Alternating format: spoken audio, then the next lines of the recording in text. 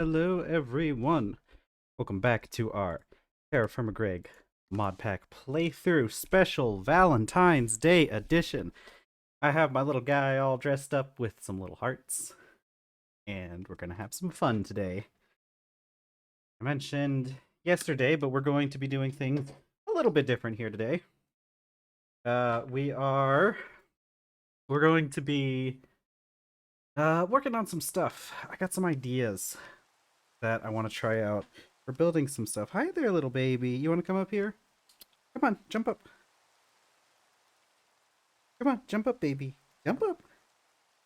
Yeah, you can do it. There you go. Okay, I'm joined here by my cat, who will probably not leave me alone for a while. She has just popped on up here, so we're gonna let her get a little settled in before diving too deep into what we're gonna be doing. I can use this time to take a look at some things that we've got to build with. So, I was thinking we would build a little area. Yeah, I did. I put little hearts around my character. Yes, I really dressed up. I put a lot of effort into this. It totally didn't take me like 5 seconds in GIMP. I'll be real with you. The hardest part about this edit was trying to find the pen for my writing tablet. And then I never did find my pen, so I just had to do it with my mouse anyways. Uh, we're going to we're going to be building a little spot, a little date spot, and I have some ideas for some things that we can use. Ooh, can we make pink stained glass? How difficult is that? Gold powder? We have so much gold. Okay. Let's see. Oh, that's why I had that like that early. Okay. I need to get one of the things I've mentioned is wanting to get an I think I've mentioned want to get a new mouse one of these days once I can earn a little bit of money from the streams because this one is starting to fall apart on me. I really need to the cable has kind of broken at the point where the mouse connects to the cable, and I need to go in. I've got some paracord, and with a little bit of tinkering, I can replace the cord with the braided cable so that my wires don't get pulled out. But that is like a little bit of work, so I haven't gotten around to doing that just yet. But I think I want to get a wireless mouse next. Uh, I've seen some really good ones online, and I used to never like wireless mice except for like when I'm using a laptop, of course. Just because when you've got a desktop computer, it can get really annoying when the battery on your mouse dies in the middle of doing something. But nowadays, it seems like we don't have to worry about that as much because not only do mice come with like internal batteries now that can be recharged, but a lot of fancier mice have the wireless charging docks, like the induction pucks that you can use, and so that'll probably solve that problem because I just put the mouse on the puck when I'm not using it, and it'll just stay fully charged. Yeah, who's a little baby? Yeah, my cat is here for her morning pets. You know, for some reason she doesn't like I was actually in the room for a little bit before starting stream, and she didn't come into the room. She actually almost didn't make it into the room before I closed the door to start stream, but I had to do a couple things, and she was able to get into the room in that meantime. So it seems like she waits until I start streaming. Maybe she just likes hearing me talk. That could be one of the it could be one of the reasons. But we're going to let's see. First I need to scout out a spot to put our little date area. Check something real quick. My OBS has a thing selected and it's bothering me. Um, so we got to find a spot, and I'm pretty sure I remember seeing a really nice one in this direction because I'm pretty sure there's a nice little pond over here that we could set up a small little area.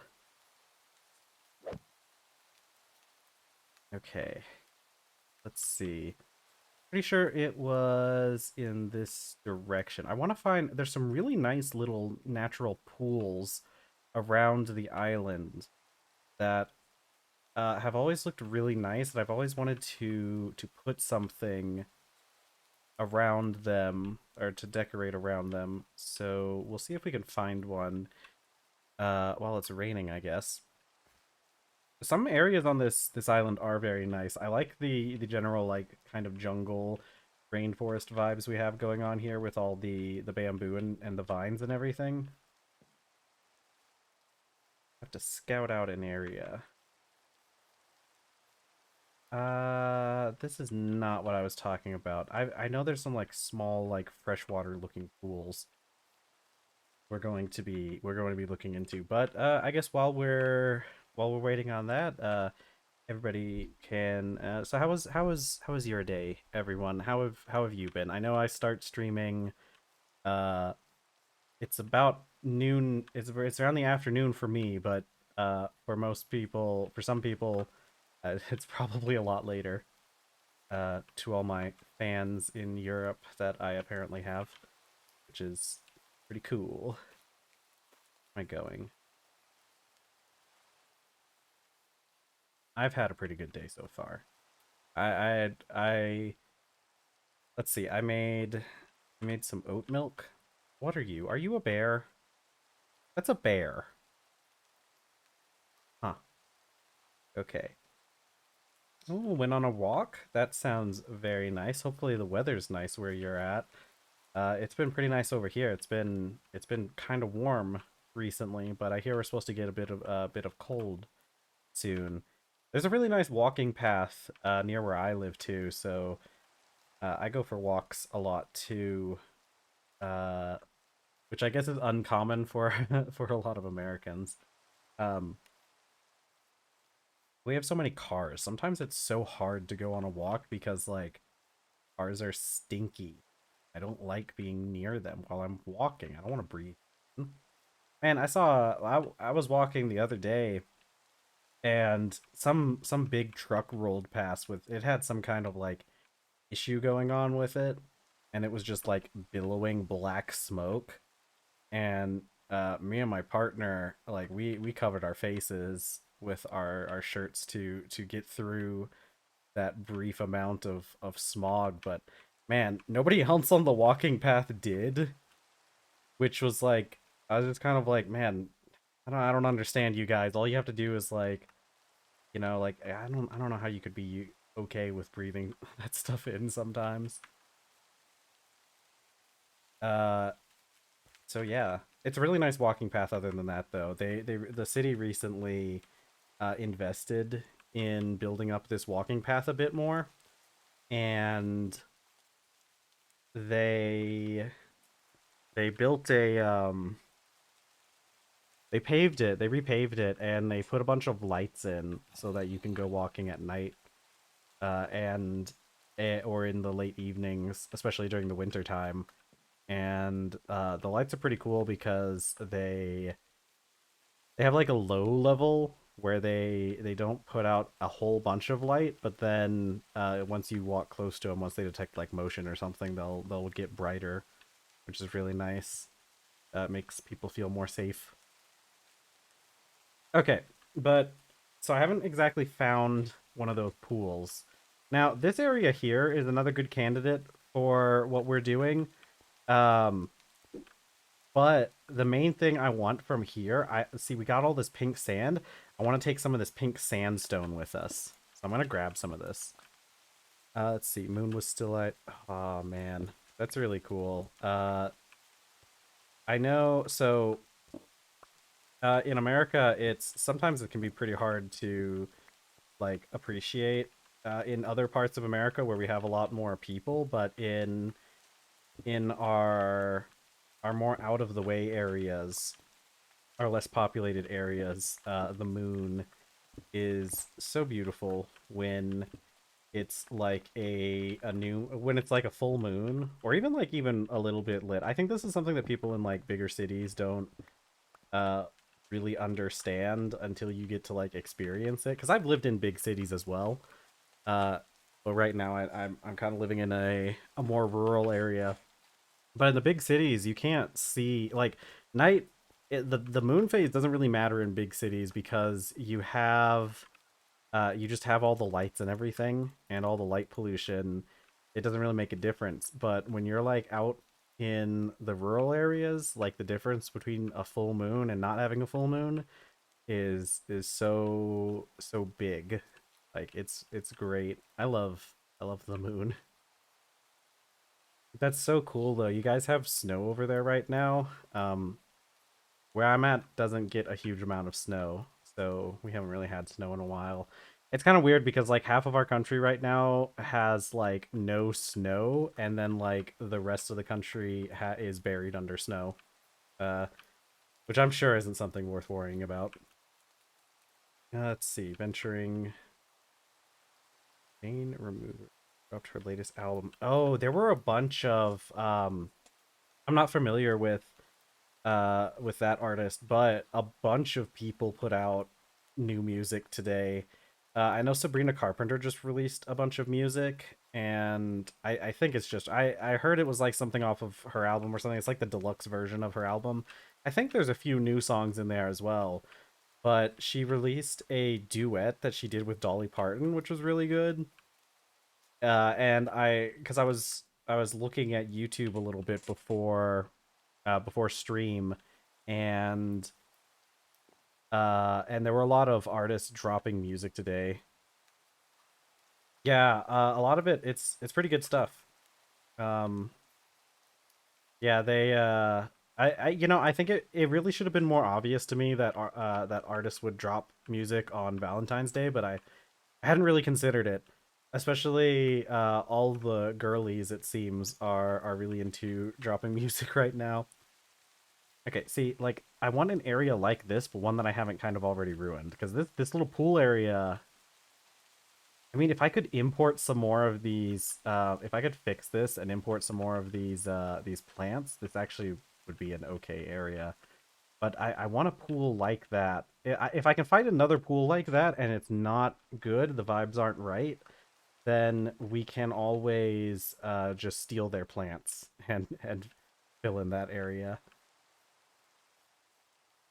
Okay. But yeah, a lot. It looked like a lot of the girlies put out music today, which is really cool. Uh, I got the chance to listen to a couple of the songs. They're pretty good. Sabrina Carpenter pretty much never misses with her music, and having Dolly Parton in a song, so cool. I'm glad we have Dolly Parton, and I'm so glad that she does those kind of things. She does duets uh with other people or does stuff with some of the younger singers. It's really cute and very wholesome to have her like still there being like a um being an influence in music despite mostly having left it a while ago. Okay, let's see. There's gotta be some pool around here. Yeah, I think I could have sworn I saw one out in this direction. Areas like this are really cute too.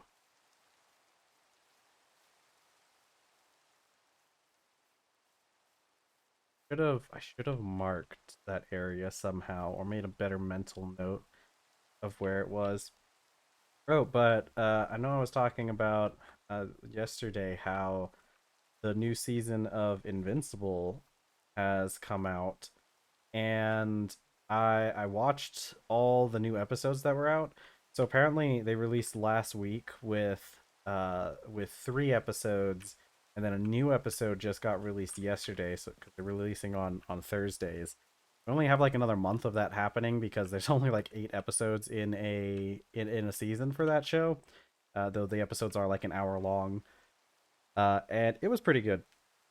Very interesting stuff going on in that show. They're definitely keying up a bunch of interesting stuff. The main thing with this season is they've been doing a lot more like artistic things with some of the scenes. And I'm wanting to see how some of that ends up paying off. There was this really long sequence in one of the episodes that is it's a sequence with let me actually, you know what? Maybe we'll go to that black sand beach.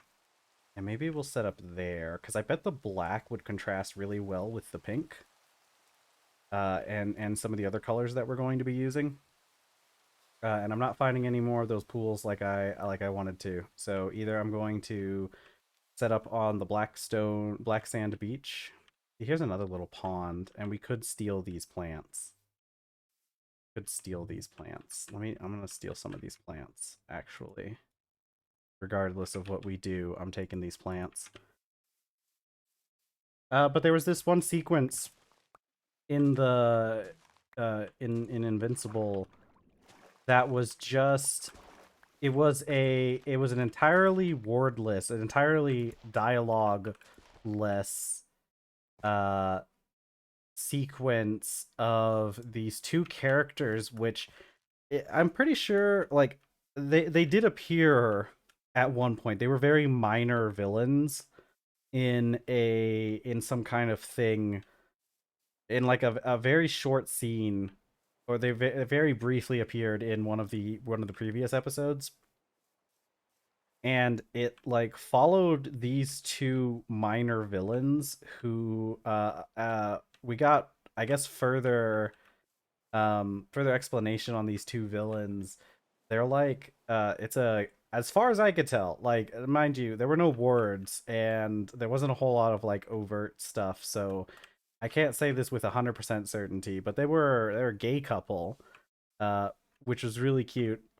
And it kind of just like this whole like long like, you know, like 20-minute long sequence of these two gay villains and like showing their backstory, like what happened after the main character like foiled their heist, and then they spent some time um trying to like do stuff like not do crime, like not rob banks and live. I see, I want to say they spent some time going straight, but I think that considering it's a gay couple, that has some different connotations, I guess. uh but they tried being a lot more lawful, and they ended up uh they the sequence ends with let's see, they kind of like take a moment to like like they kind of slide back and fall back into their old ways, and they get stopped, and it's I the main reason I bring it up is because like it was a very like unceremonious like ending, and I wonder if that's going to end up being like part of the point. Ooh, I can steal lots of plants from this place. I'm wondering if that's going to end up being like part of the point, like they um like they may not come back up ever, is what I'm kind of thinking might happen, is that they might just not come back. And I think it would be pretty good if they didn't come back. Like I think that would be a pretty um neat thing. It would say a lot too, because like they like the point of the whole sequence was kind of to like show the like what happens to these other people, like we don't get a whole lot of time to like see in the show. Like we never really spend a lot of time like asking like what happens to the villains when they're not like committing crimes. So that might be part of it, and if it does just end there, I think it'll be pretty good. But this is, I didn't realize you got food from cattails. um but this Invincible doesn't very often like just have things happen for no reason, or not even like, I guess it doesn't matter if it's not like no reason. It's more like um they often like cue things up like this.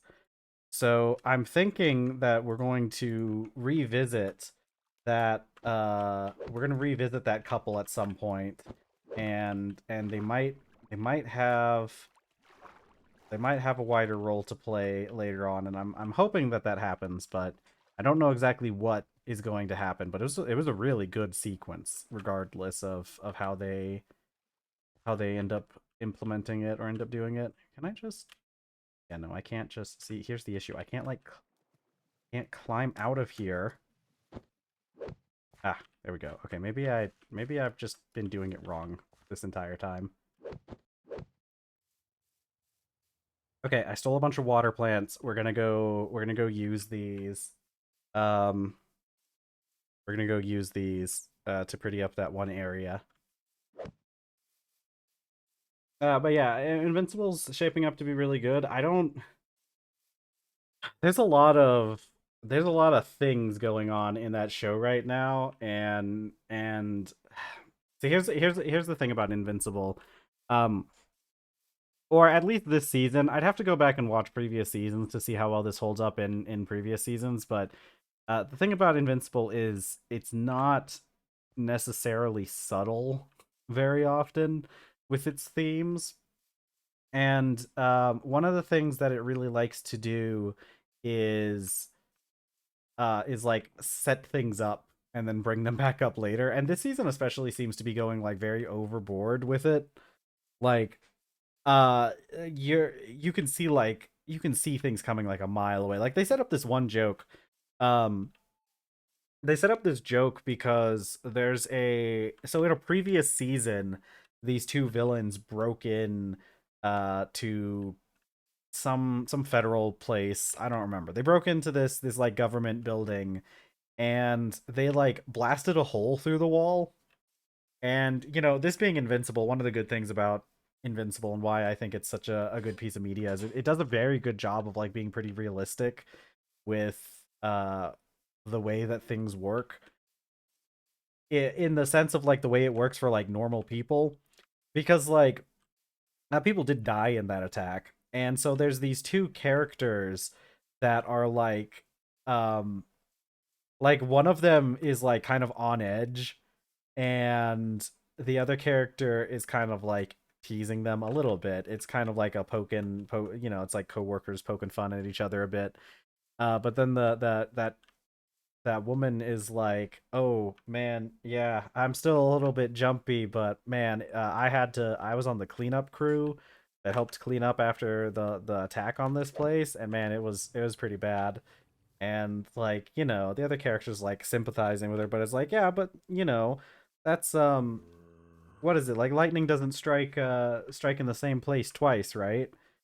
And then of course, like literally just it happens again. Literally the same villains like bust in through the wall, and like you can see they've been setting these things up that you can see coming from a mile away, which is part of the reason I'm a little bit worried about some stuff that's been going on in the series, in this season specifically, because like this season seems to be really wanting to like queue up some like kind of normal storylines. Like I don't know why I put those there. It's trying to queue up like these normal scenes, like love interests happening, uh and like things being kind of like returned to normal, or like trying to find ways to be normal despite like the situation and everything. And the issue is, because of the way this season has been, I'm waiting for the shoe to drop and for everything to like go sideways, which it has to happen eventually. But I'm not looking forward to it. I don't want my little guys to have so many issues. So we'll see how that goes. I'm gonna replace this stuff, but it's been pretty good. The big issue I see, I don't know. There's some very interesting things. There's lots of issues going on in the show that they're trying to resolve. What can I use these things for? I can put them on a sandwich. grain sandwich. There's a lot of very obvious issues that are going on, and I wonder how they're going to resolve. Because the whole show has always been like, um, and this is the thing with like good television. This is one of the things I talk about with like fighting animes too. I could probably give uh some really good examples with fighting animes, mostly because I don't want to like give any spoilers for Invincible in case somebody shows up that doesn't want spoilers. Um, so there's a thing in like in fighting anime specifically that you see. So this is the thing I want. I try to explain to people who aren't big fans of the fighting anime genre, because I think like a lot of people aren't, and I think there's a lot of really valid reasons for that. I'll be honest with you. Fighting animes can get into some really weird topics, and like sometimes fighting animes don't do a very good job of like dealing with certain topics, and sometimes they just tend to be well, I mean, they tend to be pretty misogynistic about a lot of things, right? Like these are animes ostensibly made for boys and young men, and sometimes they don't do a super good job of getting like the right values across. But the essence of a good fighting anime, and this is the part I try to always get people to understand. The essence of a good fighting animes, the fights are not about like physically overpowering your enemy. The fights are not about the fighting.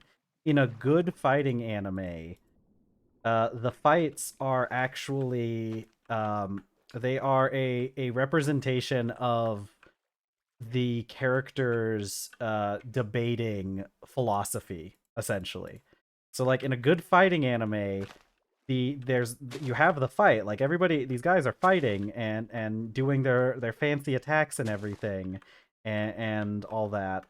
But the what's really happening is you have two characters who are debating differing points of view, uh and like the actual like physical fight is a physical representation of their like commitment and their conviction towards their points of view.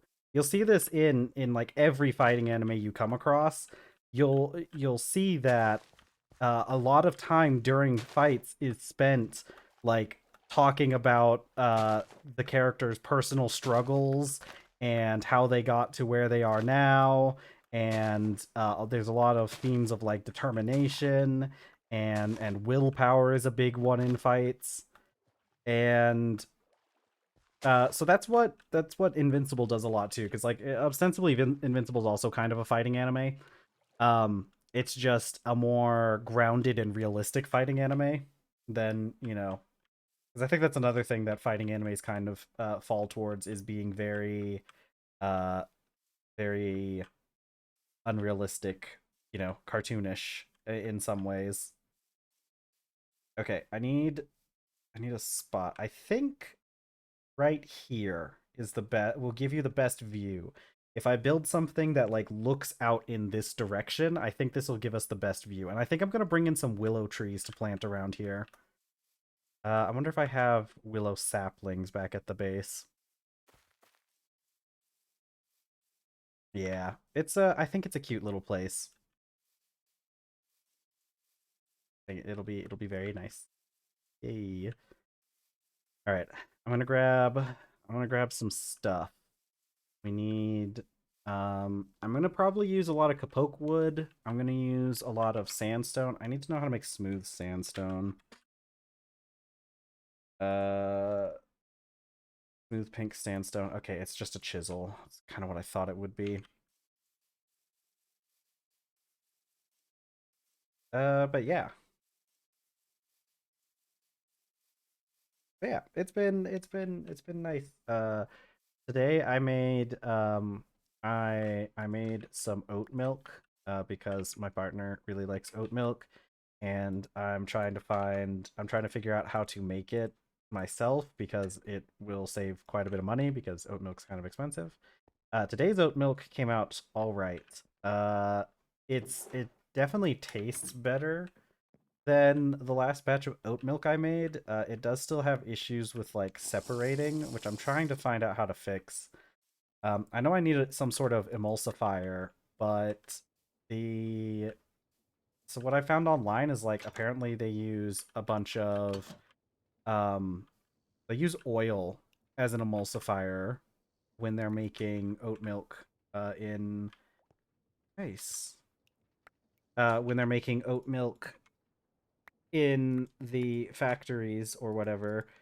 Uh, so I tried using oil. I tried canola oil was the recommended one because it's a very neutral tasting oil. And I tried adding a tablespoon of canola oil to the mix, and I don't know if it really did that good of a job of helping, but it definitely the oat milk itself tastes better than the last batch I made. I like doubled the amount of sweetener in this one, and I probably added a little bit more vanilla than I did last time because the last one uh said to add a half a teaspoon of vanilla, and I added a full teaspoon this time. Last time I probably added more than half a teaspoon. I should explain that with my uh the vanilla extract that I use is vanilla extract that I've made myself quite a while ago actually. It turns out vanilla extract's actually not that hard to make. It's a little bit expensive for the upfront cost um making vanilla extract because you have to buy the vanilla beans, and those can be like pretty dang expensive, but for the amount of vanilla extract that you make when you make it yourself, it's definitely worth it. Because I just took a pack of vanilla beans, which I think at the time it cost me like $30. They're probably cost more nowadays. But I spent like that $30, and I bought like a bottle of vodka, and I just kind of put it in there and let it sit for like half a year, I think it was. I don't remember how long it takes to make vanilla extract because I've only done it the one time. But then by the time you're done with it, you end up with like almost a liter of vanilla extract, and that's a lot of vanilla extract. Uh, and I had it in one of those like swing top bottles, and it was like very difficult to remove from the right. I needed willow sapling. It was getting difficult to remove from the bottle, so I bought, and I have several of these for like other uses. Like this wasn't the only use that these bottles got, but I bought a set of bottles that have they have a dropper in them. Do I not have any willow saplings? I guess I've never cut down a willow tree, have I? Let me willow. Okay. That's fine. Oh, not what I wanted to do. I'll go chop down a willow tree. So, I bought these dropper bottles. They've got I don't remember how much they hold. But the dropper on them is supposedly I never did test this myself, so you know, it could be a little bit off, but I think it's close enough that it doesn't really matter. Uh, they're supposed to be calibrated to get you a single milliliter with each pump on the dropper. Uh, and so that makes it really helpful because oh wait, I didn't add a whole teaspoon, did I? I only added 3 milliliters. I forgot a teaspoon's 5 milliliters. But that's the thing when you're I still added more than I did last time. I think maybe I didn't. Maybe I actually added the same amount now that I think about it. Um, but that's the fun thing about having your vanilla extract in a bottle like that because um you can just add like pretty you can add specific amounts, and like most baking recipes are going to tell you to add like a teaspoon of something, and a teaspoon's just 5 milliliters. So it's one of the few places where I actually use metric in my kitchen. Since most recipes tend to be measured in like U.S. customary, it tends to just be easier to do it that way. But like teaspoons are just an easy thing because they have a flat they have a flat measurement in milliliters as well, so it's very useful. I didn't get any saplings from that. Why? Okay, we're gonna have to find another willow tree right there. Yeah, metric tends to be it tends to be easier. I don't know.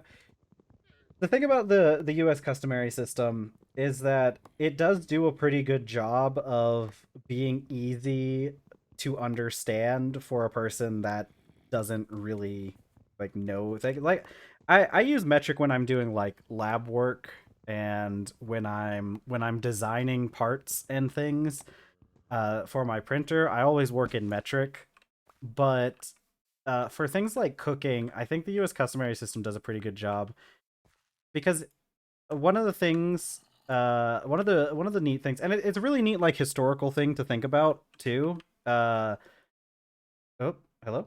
Oh, I just crashed. Okay. All right. Something, I don't know, something may have happened. That's okay, we'll just relaunch the game and hope it doesn't happen again.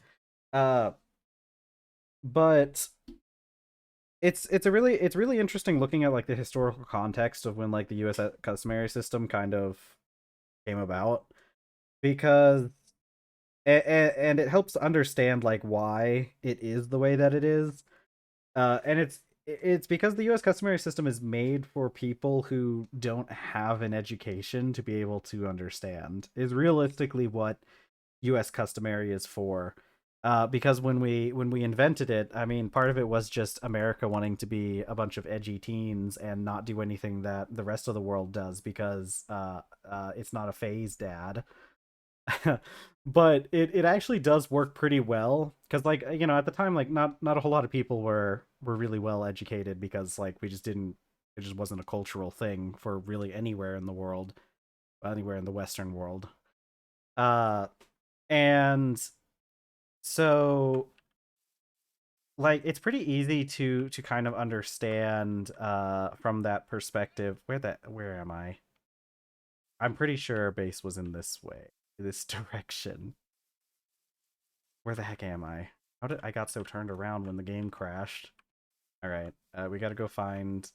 It's nighttime, so I can't find the sun, and the moon might not be out. Maybe it is this direction. This does seem to be less dense forest. Okay, okay, it is in this direction. I can see the lights. Um, but like, I think the reason why U.S. customary works so well in cooking is because unless you're getting into like really fancy cooking, you don't actually have to be all that accurate when you cook. I mean, like half the time when I cook, I don't even like really measure stuff that much. I use my measuring cups as like a general guideline to get an idea of how much I'm adding of certain things, but I don't even really use those that much. So I think like it works pretty well with that. And when you break down like the cups system, it ends up working decent, because like most of it's all based off of like it's crazy to think this is something that like most Americans don't even think about. I feel like, because I think we've kind of a lot of people have lost their ability to cook over the years. But a quart is just a quarter gallon, and it's such a weird thing to point out, because I think that like people just don't question, like, to most people a quart is just a unit of measurement, and they don't think to like question like what it's measuring or like how much it actually is, but it's just a quarter gallon. And then there's all those things where you break it up. I don't know. I think the US customary system is fine for cooking, but it's definitely not good for anything else past cooking. Okay, put that in there. Eh, I think I would much. And the thing is, like, I've made several attempts to learn metric over the years, and or like to learn it better. I guess it's not like metric's really all that hard. It's actually a pretty straightforward measurement system. Uh, but I don't know. I switch basically entirely when it comes to like um designing things. But I never managed to switch to metric when it comes to like temperature. Yeah, okay, but see, here's the thing. The metric system is great when you're in a lab boiling water. But most people don't don't live in a lab. The Fahrenheit is kind of silly when it comes to like boiling water. Um, but it makes a lot more sense when you're looking at temperature for like the environment that you're in. Uh, because like uh, it's kind of difficult looking at like let me look at the temperature it is right now in game. So like in game, that's what it's 26, which is what is that in Fahrenheit? That's close to. That's actually pretty cold. Why is it so cold here? Relatively speaking, we're in a rainforest, but that's like what 80, 85 Fahrenheit. Um, oh yeah, no, I see. Here's the thing. I fully I fully understand using metric. Like I metric is such a good. I use, like I've said, I use metric in all of my like actual like official or like scientific pursuits. Like I have graduated cylinders and beakers and stuff, and I don't know what kind of. I don't know if you can even buy lab equipment that doesn't use the metric system, because the metric system is so good for lab work and for all sorts of other stuff. It's just that the common person uh doesn't really need the metric system. And it works out pretty, like I said, you have to consider that the US customary wasn't made for lab work. It was really just made for um people that don't have a education, or like a formal education, or like higher education. It was made for those people to understand and be able to communicate with each other. That's why. So like in the United States, I would say that like most people, like if you're doing lab work, like if you're doing lab work, there's no way you're using US customary. I don't care who you are. Like there's no person in their right mind that would ever like use US customary for for any like real science. Uh and the weird thing is, though, see, here's the weird thing.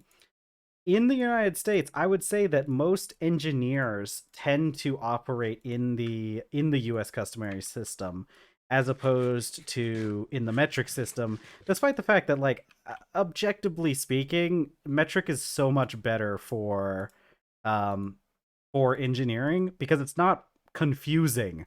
Like I think US customary is fine for things when it doesn't matter your precision as much, but as soon as you start being precise with it, it becomes like insufferable. Like what the heck, why are we dividing these into 16ths? Why do I need to go get a 5/16 wrench to turn this bolt? Like this is insanity. um but I think the reason why the United States still uses U.S. customary for engineering is simply this. It's because the people who do the work, like the people who are actually doing the work, the day laborers, the construction workers, the mechanics, those people uh aren't going to operate in metric. And it is a little bit of a problem it's like a double-edged sword, right? So like US customary is something that like anyone can do a pretty decent job understanding regardless of education. What that does mean is that your people that are doing those kind of jobs do tend to on average be less educated.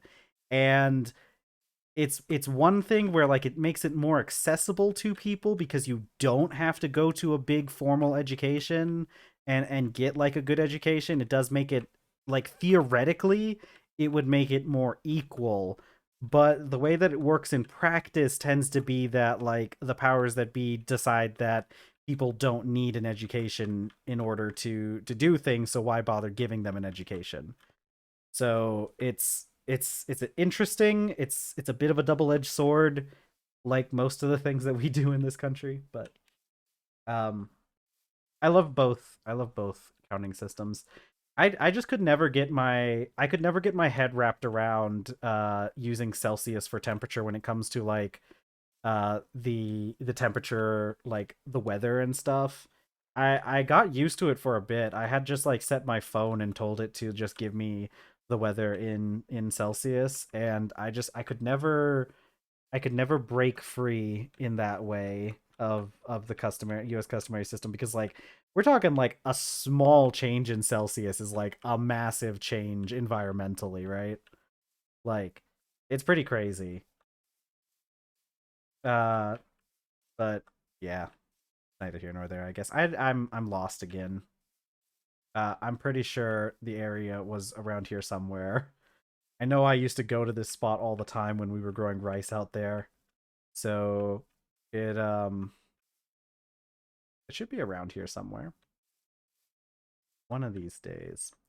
I do I Another big thing, another issue with US customary and why metric is much better for like more like higher level pursuits is we don't have SI units. Like we simply don't. Like there's no, like you go from foot and then you go into yards, which is basically just a meter. And then like the next level is just is a mile, which is like some incomprehensible number of feet. It really is. It's like it's really hard to look at to like try and like scale up numbers in US customary. Although I guess to be fair, I guess when you're actually talking about like nobody really talks about like nobody like ranks up kilometers that much. I guess we really don't rank up like a lot of we really could. We could be referring to things in like cuz like isn't a metric ton, isn't that 1,000 kilograms? Wouldn't that just be like a megagram? I don't remember if a metric ton is 1 or 2,000 kilograms. I know there's like some sort of difference between a metric ton and like whatever the other kind of ton is. Yeah. Yeah, see that's the weird thing. Like why don't we call it a megagram? That would be so funny. Okay, we're gonna lay a little bit of the groundwork here. So I'm gonna dig out some of this area.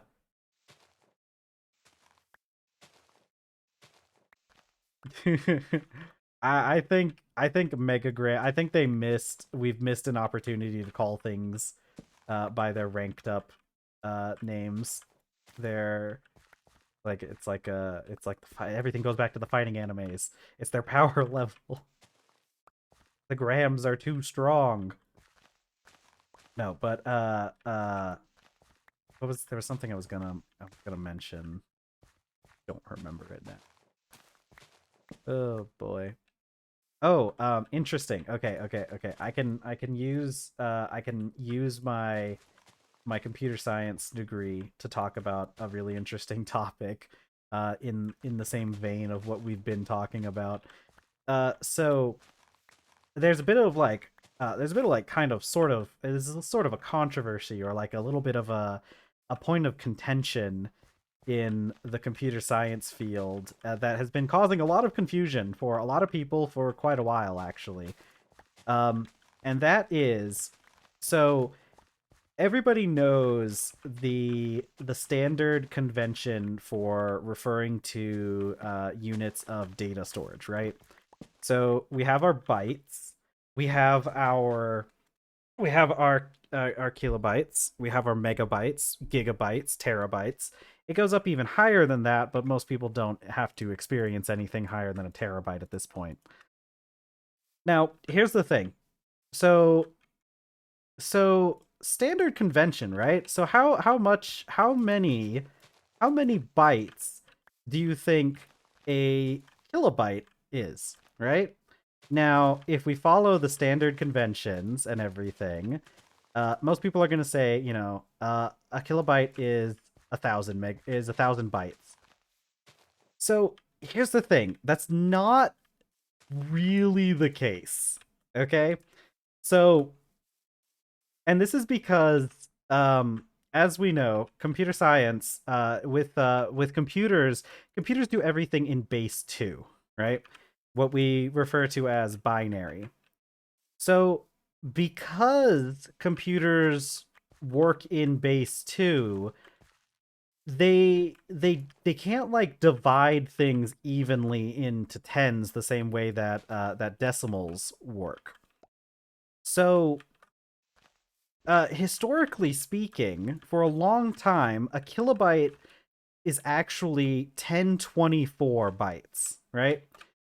And that's because 1024 bytes is 2 to the power of 10, right? And so that makes sense from a computer science point of view, right? We take because like when you look at like what 1,000 is, like, right? Like in the decimal counting system, yeah. So in the decimal counting system, um a 1,000, the number 1,000 is 10 to the power of 3, right? Um and so we can't really do that in our system in binary. So for some reason the computer scientists decided that 2 to the power of 10 works, right? 1024, 2 to the power of 10. And so that's what, generally speaking, that's what a lot of people in the past, at least, that was what made that's what made it that number, or that's what made a kilobyte. So the issue is, the math people got really upset at us for this. So the math people, the math majors, got really upset about us calling a something that is 2 to the power of, I'm gonna get some white sandstone too. Math majors got really upset that we were calling something that wasn't 10 to the power of 3 a kilo, because they got really upset because they're like, no, this has specific meaning, right? You can't just come in here and take our words and come up with like different meanings for them. And in their defense, they're kind of right. We probably shouldn't be doing that. Like, we probably should make it so that this is an unambiguous unit of measurement, so that everybody is on the exact same page when talking about it. Now, the funny thing is that the linguistics majors have the final laugh, because nobody in their right mind is referring to a kilobyte as anything other than a kilobyte. But computer scientists decided a way to fix this was to come up with their own naming system for all of these different the for units of storage, right? So technically speaking, now mind you, like I said, technically this is correct, okay? And like I mentioned, the linguists have the last laugh. Ooh, I'm stealing some of these water plants. The linguists have the last laugh because nobody follows this new naming system. But they came up with a naming system that is close to. Okay, well, I just got my quest for looking at water. Yippee! Why am I not getting? Okay. Um. So technically speaking, when you are referring to data instead of kilobytes and all that stuff, they came up with a new system where they use the word kibi. They use like it's got this system like ibis, right?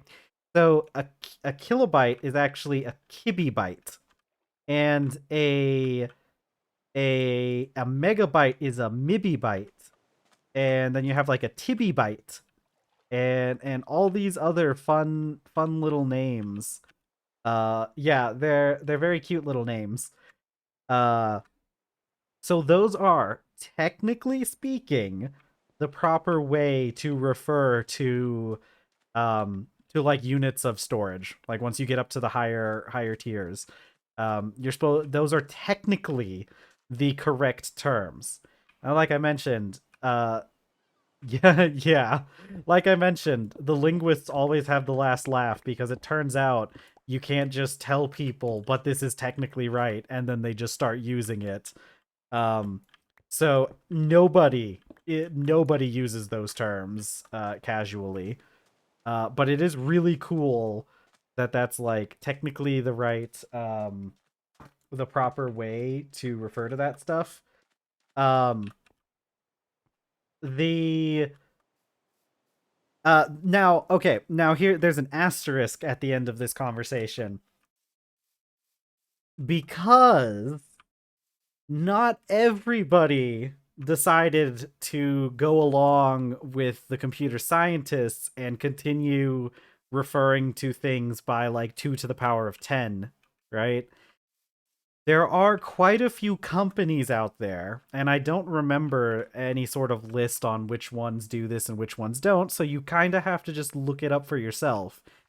Some companies decided that the math majors were right.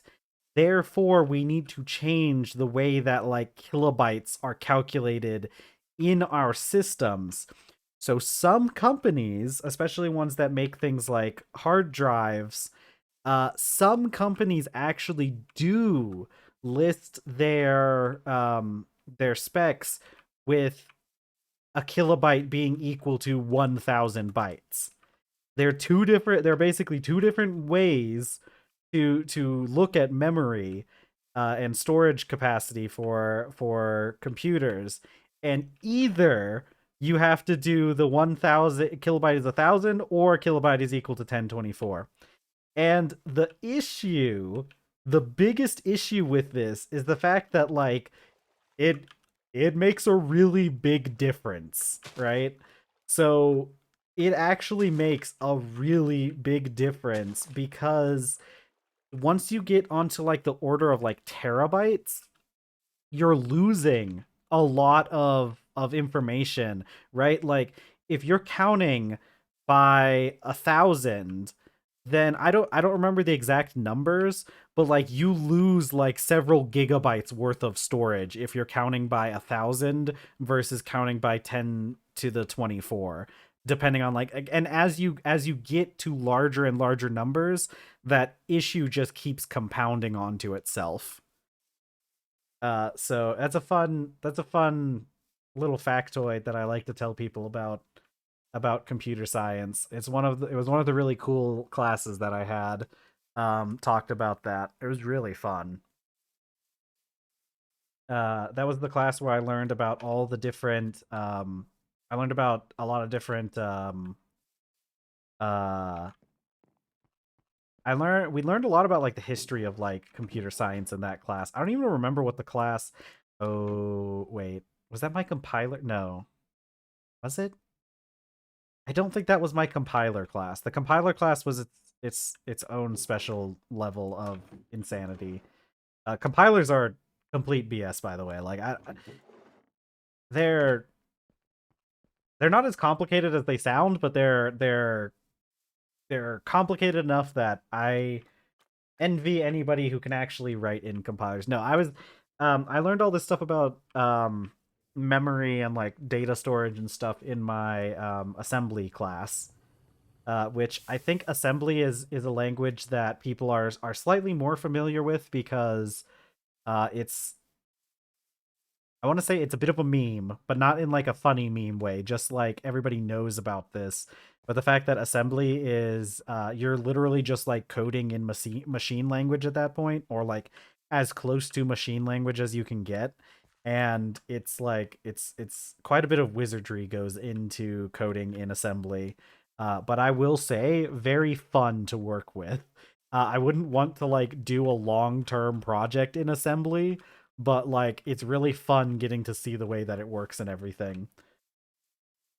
Because for anyone that doesn't know, like I said, the computer assembly is basically machine language. It's about as close as you can get to the machine language and still be able to comprehend it in some way.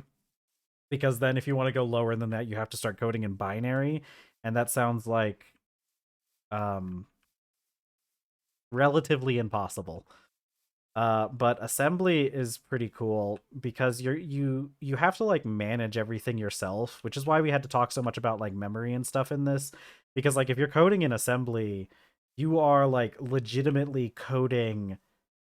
You have to like move numbers around in the registry. It's which I know doesn't make a whole lot of sense unless you've extensively um studied computer science.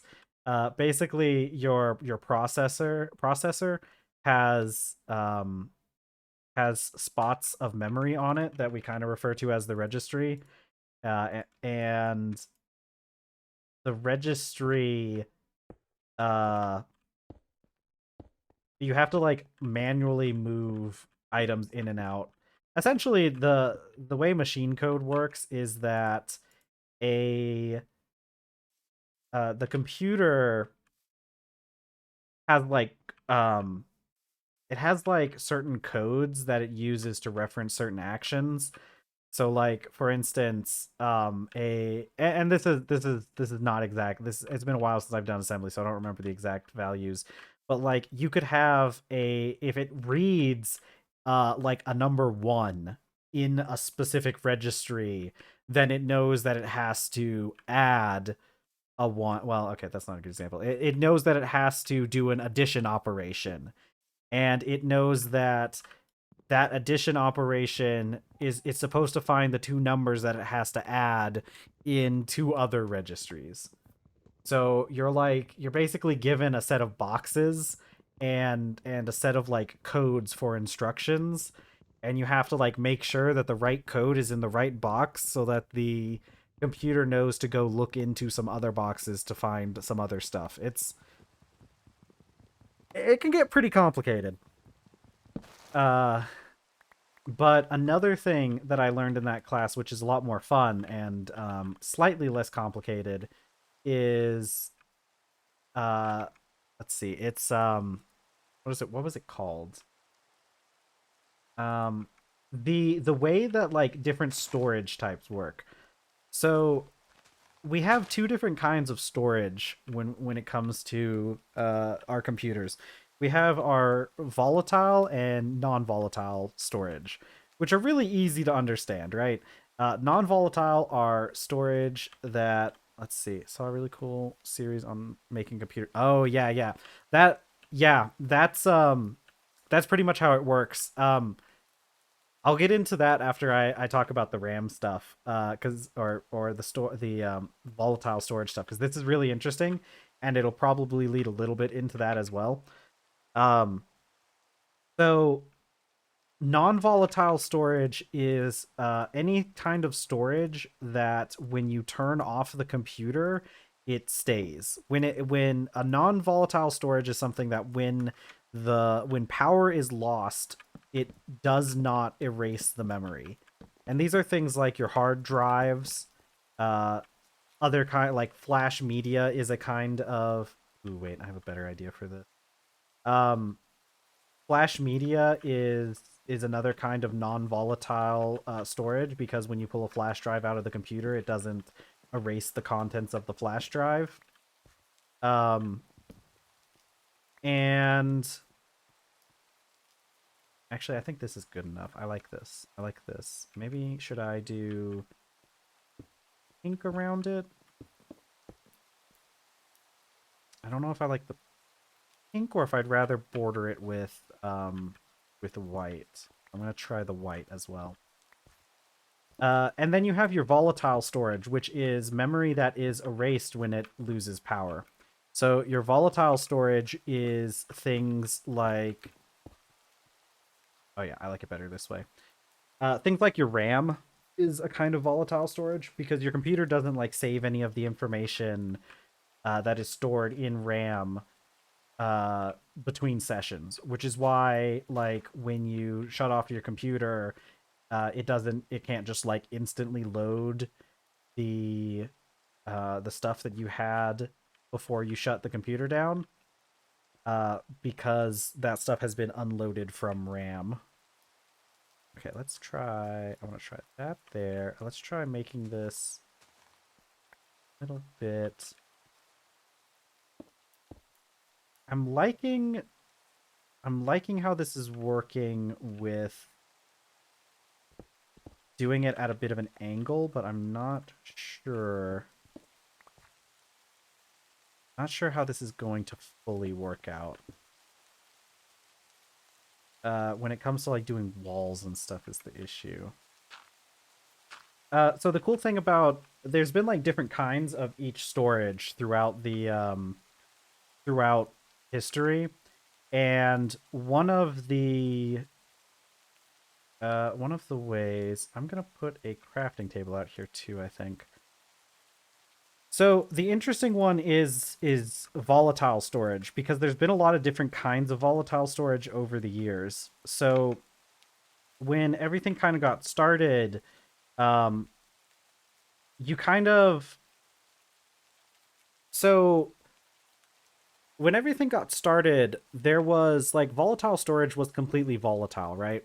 So and it was also like hard coded essentially. So if you wrote something, or what is it, non-volatile? No, we're talking about the non-volatile stuff, because the volatile stuff doesn't matter much. That's always just power cuts off and it goes away. So originally, non-volatile storage uh had you couldn't like remove it or anything when, oh, I'm gonna need stairs. You couldn't overwrite non-volatile storage. So like imagine if you had a hard drive and you could only write to the hard drive and you could never erase any of the information that was stored on the hard drive, right? That would be how volatile storage kind of got started, and that is stuff like your firmware, right? So you can't erase this. It is literally like wired into your computer. The information is just straight up wired into there, and there's nothing you can do about it. I'm gonna go check and see if we have fences, because I'd like some kapoke fences and maybe some other fences. I'm gonna need some other fences. So computer scientists, like, they saw this and they were like, okay, well, it's kind of annoying that the firmware, um that we can't make changes to the firmware, right? Like we're taught, like it's completely hard coded, but sometimes mistakes are made and we need to update the firmware on the computer so that we can fix those mistakes. So they came up with a type of like program, because um another word for non-volatile storage is ROM, read only memory, right? Uh because you can't write to that memory. You can only read it, which is where we get the term ROM from.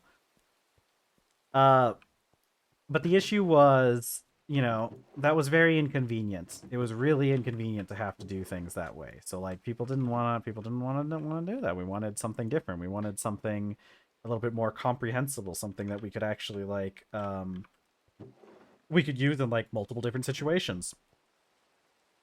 So it went through a couple different iterations. You had like programmable ROM, PROM, which was just normal ROM, but you could like write over it. So we had like, okay, we're good. We can write over our what we've already written, but we can't like you can't like erase what's already on there, right? Like you can't erase the memory, you can just write over it with something else, which is definitely a lot better than what we had before, but it's not super good. So some people made a type of erasable ROM that they called it's called EEPROM, right? EEPROM is electronically programmable read-only memory, which you can erase the memory and you can write over what was there. It's really funny because the first way that they did this, and part of the main reason why I'm telling this story is mostly just to get to this point. Um, the way that they used to do it was you would have to. So they developed a chip that could hold memory, but that memory would get erased if it got exposed to UV light. So obviously you couldn't have these things out in the sunlight, or else it would erase all the memory on the chip.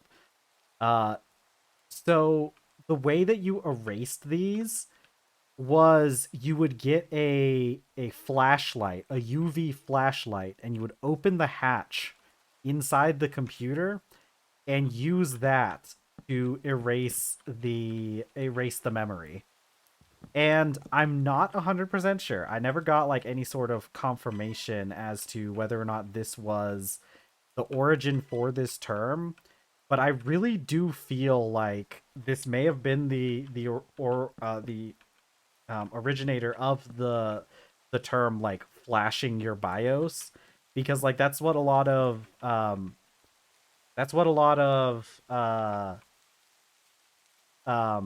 ROM was used for. Like I mentioned, the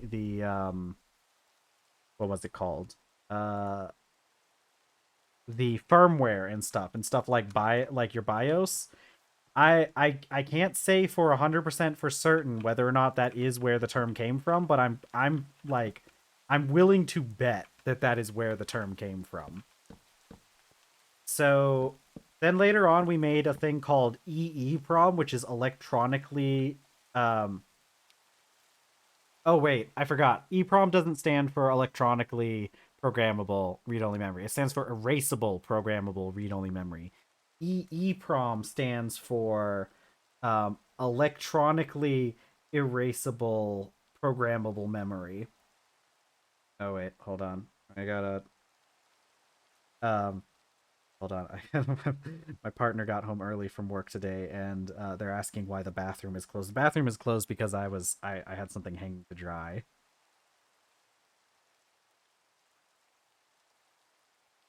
Yes.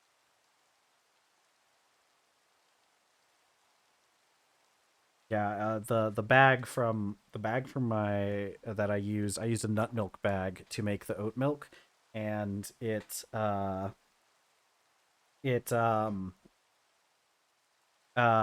it needed to be washed, but I didn't want to put it in like the washing machine. I just put it in I just washed it in the sink, and it needs to dry. And luckily we have a little rack that I can dry stuff on, and I put that in the bathroom in the bathtub so that it doesn't like get anywhere or get disturbed, and I could like close the door so that because the cats go in there.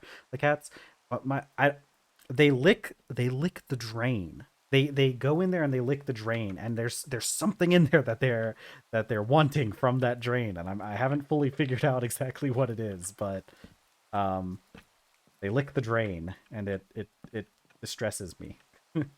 But that's fine. Okay, I think I like it better with these stairs.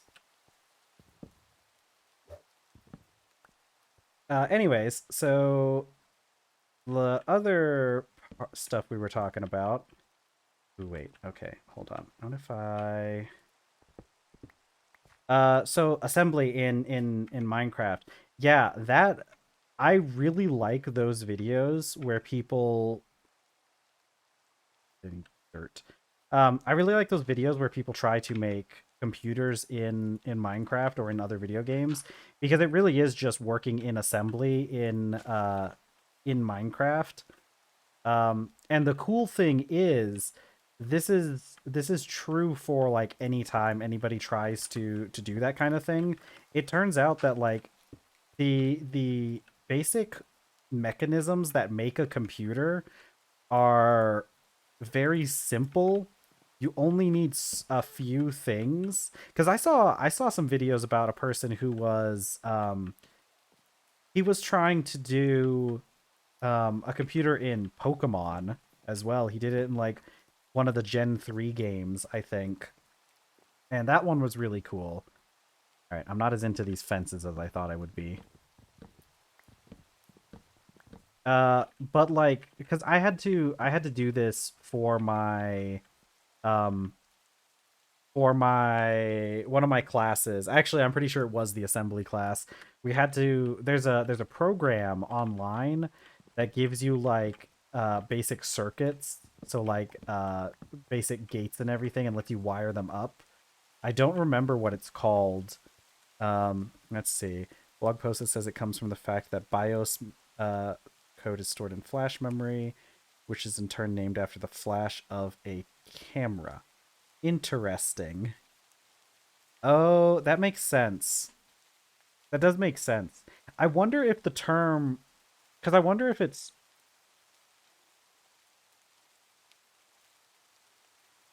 yes.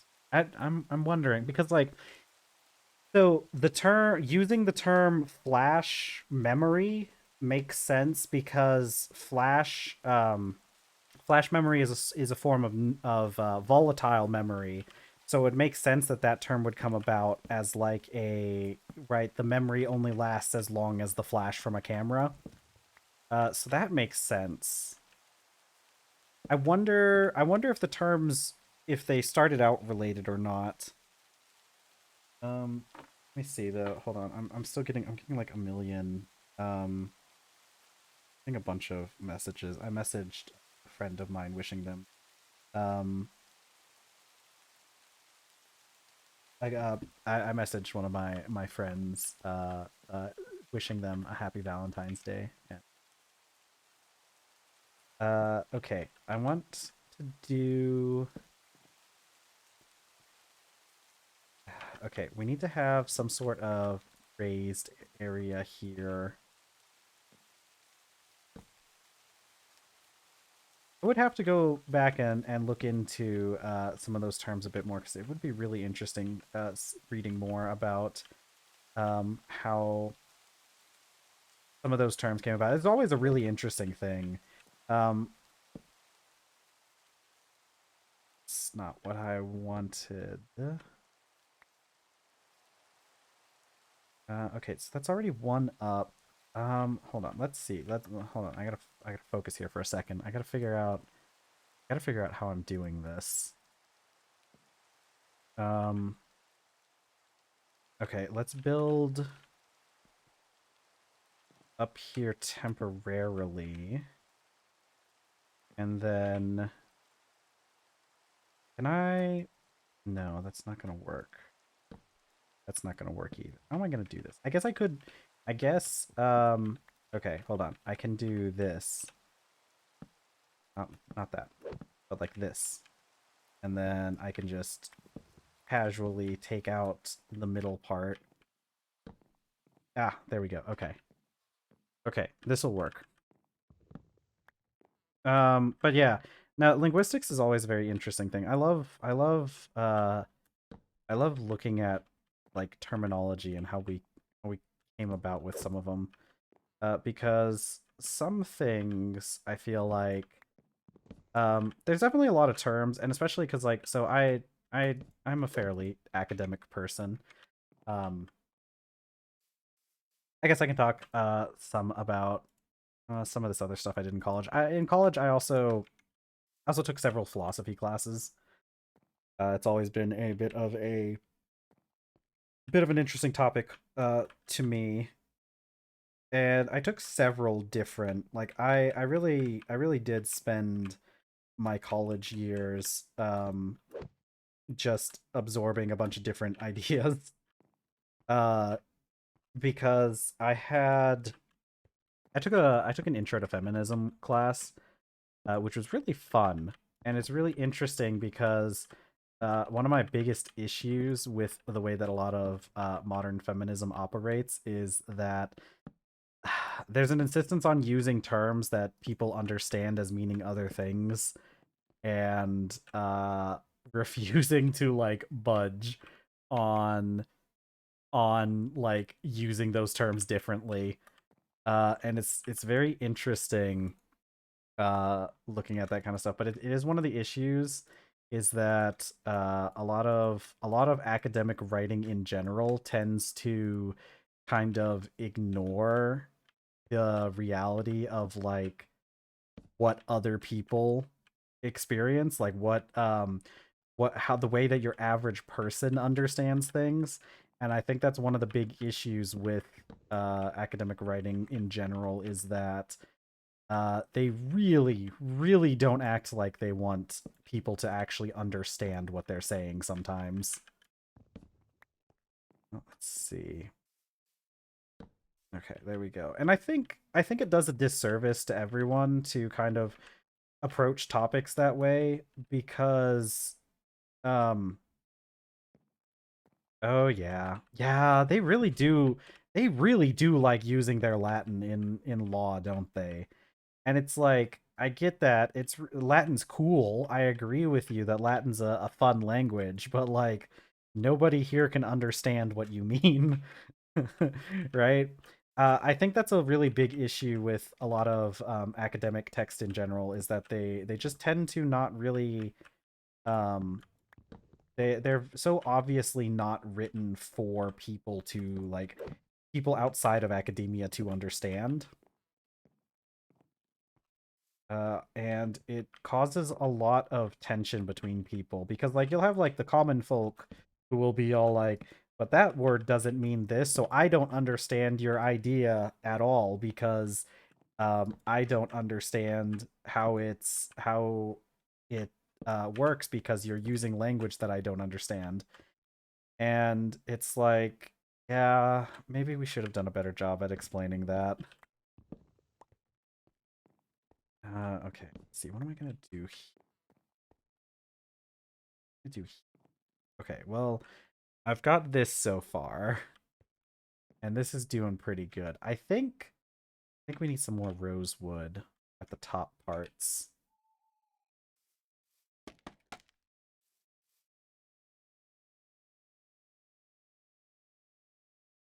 But it's unfortunate because like I don't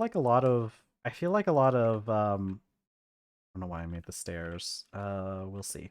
I feel like a lot of issues that people have with academic ideas tend to kind of stem from that misunderstanding of how shoot with that misunderstanding that it's realistically it's a breakdown of communication is the big issue, right? Like people in academia aren't able to get their points across properly to people outside of academia. Why are you like this? Why why how it's always going to place. I need the rest of this block, don't I? If I do one, should be able to like that.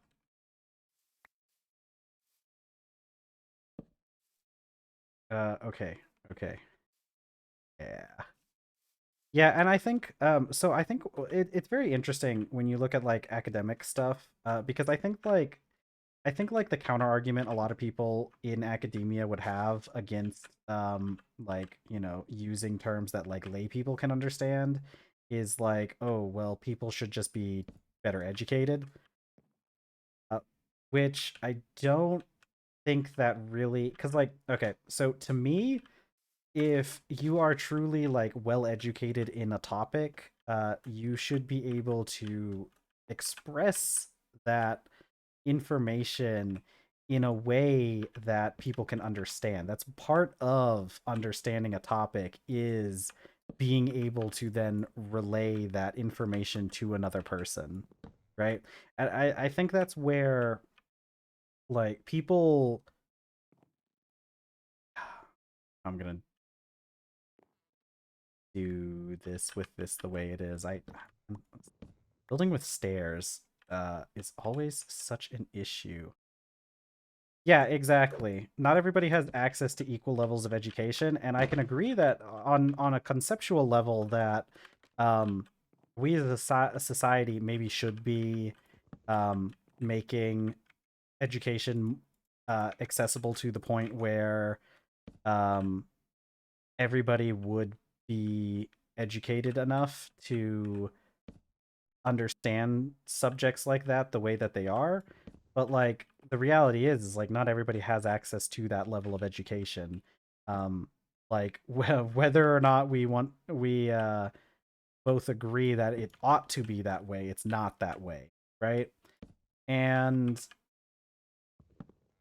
these stairs are going to be the promise. That looks,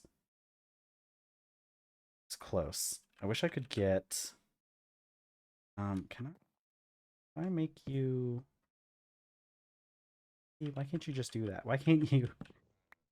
Okay, hold on. Maybe if I, hold on. I'll figure this out eventually. But like I was saying, like I do also think that like a lot of academic people also tend to have that sort of idea that like um people uh okay, actually I think this is as good as we're gonna get with that one, maybe. Um Academic people tend to have this idea that like everybody should be capable of understanding that kind of thing, and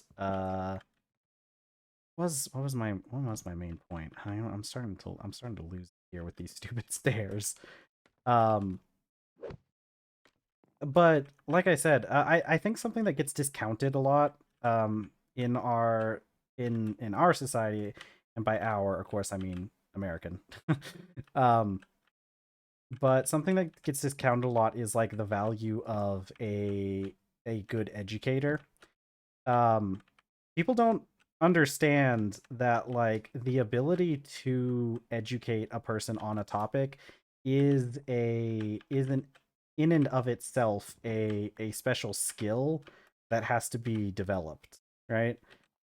You can't just bring in any old person off of the street, even if they're knowledgeable in a topic, and uh have them give a lecture on that topic, you know?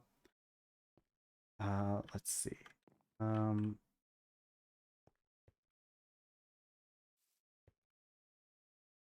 Done this. One, two, one, one, two. Oh, this work. How have I done this? What have I done here? How have I messed this up? Okay, we need to do something. We need to do something with this roofing area. Okay. I'm thinking stairs might not be the right way to go. I think I have another idea. Let's go with slabs to start.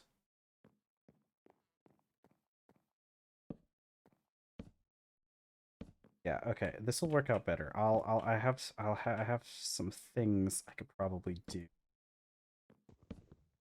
with slabs. Something. Why is there not, is it just here that is? Why, what have I done? What have I done here?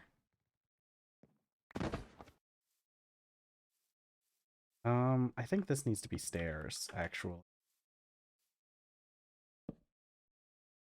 Yeah. Yeah, that looks better. Yeah, maybe. Yeah, probably. I think these also need to be stairs. Yeah.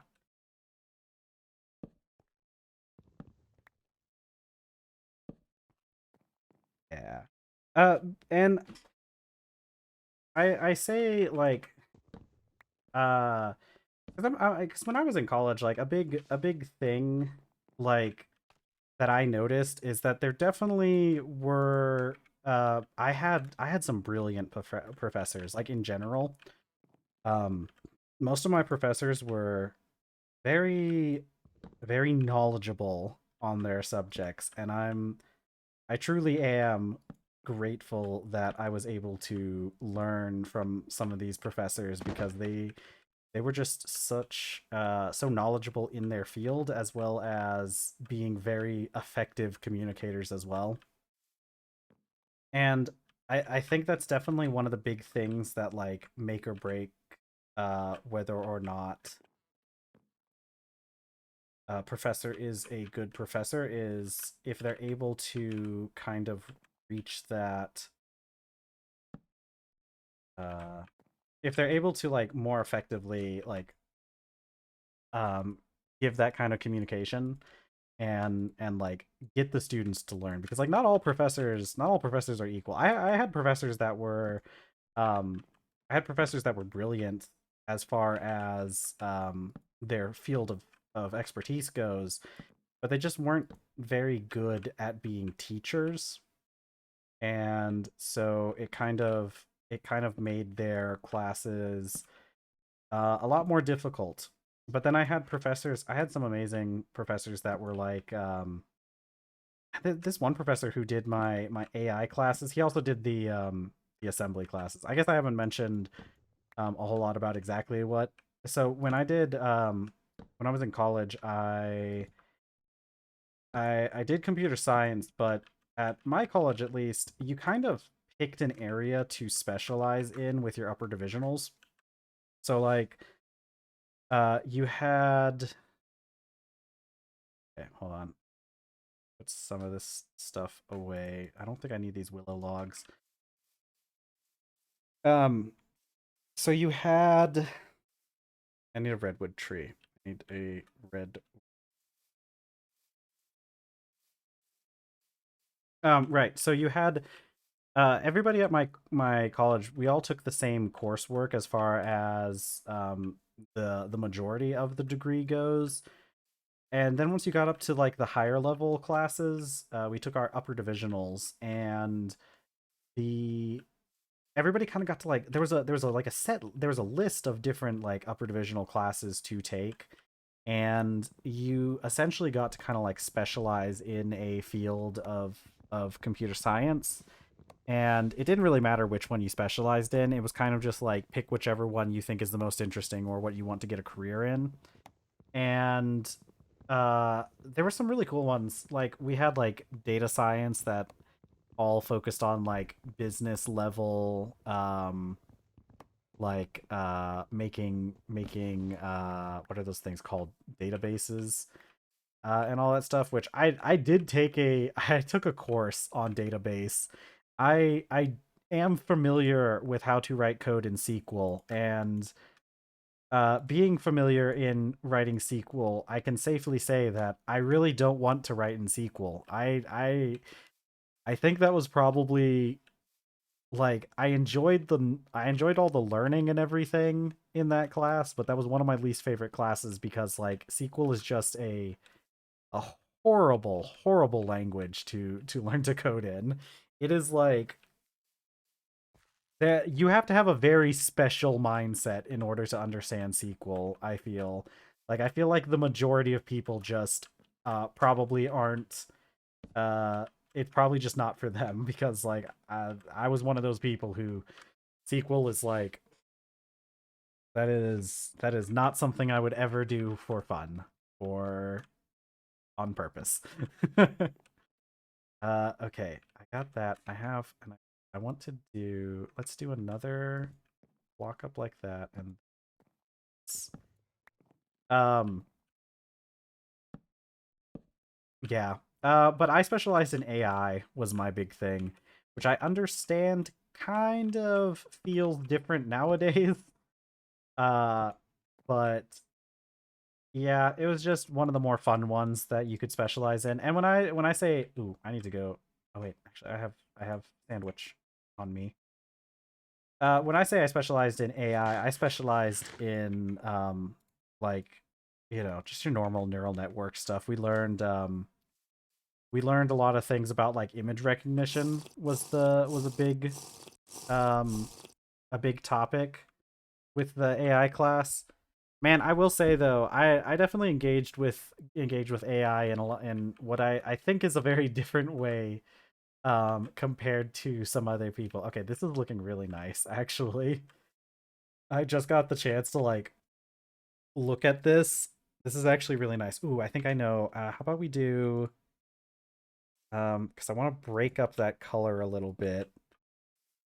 Let's do a layer of the kapoke wood right there because I think this is too much red on the outside. I think it looks fine on the back because you have like the depth, but I think over here because you lack the depth there, I feel like we'll do some poke there. Uh, but yeah, I thinking back on it, I definitely like went to class with some people who were weirder about AI. See, that looks so cute. Than I am. I ugh, man, I okay. I went to I had a final um with this, but I like the little pokes of pink out from the corners, but I think let's do another pink sandstone. Mm, I like it better with the white.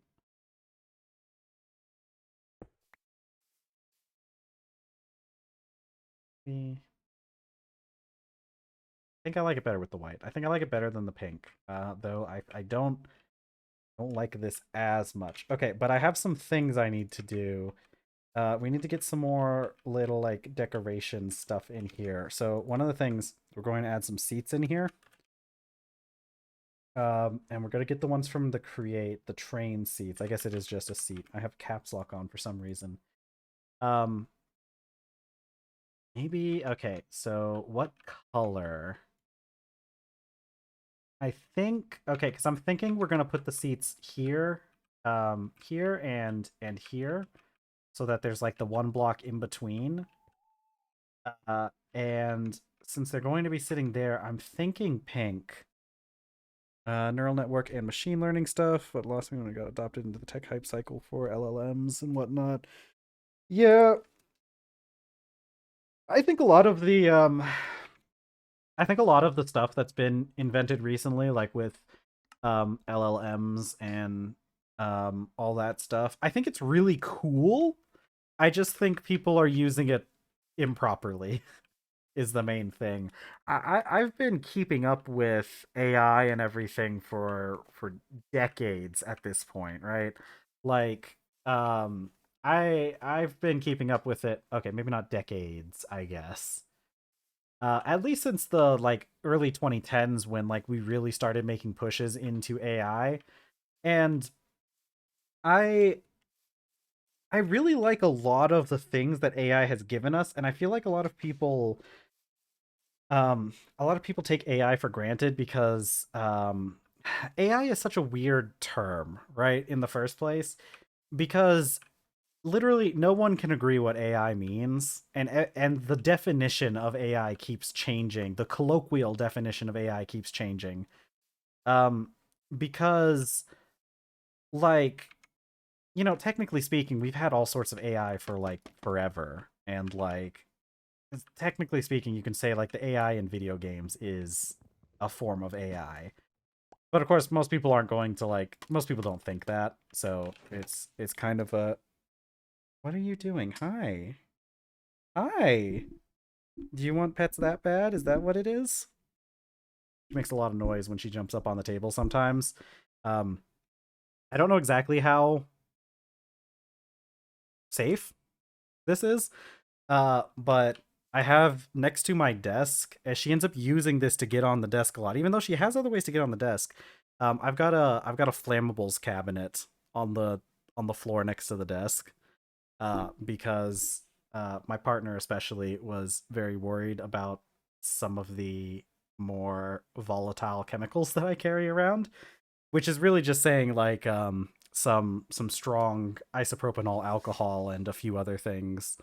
Um, but I did buy a flammables cabinet mostly to help them feel a little bit safe around some of the stuff I've got, but it is a little bit spooky when the cat uses it to jump up on the table.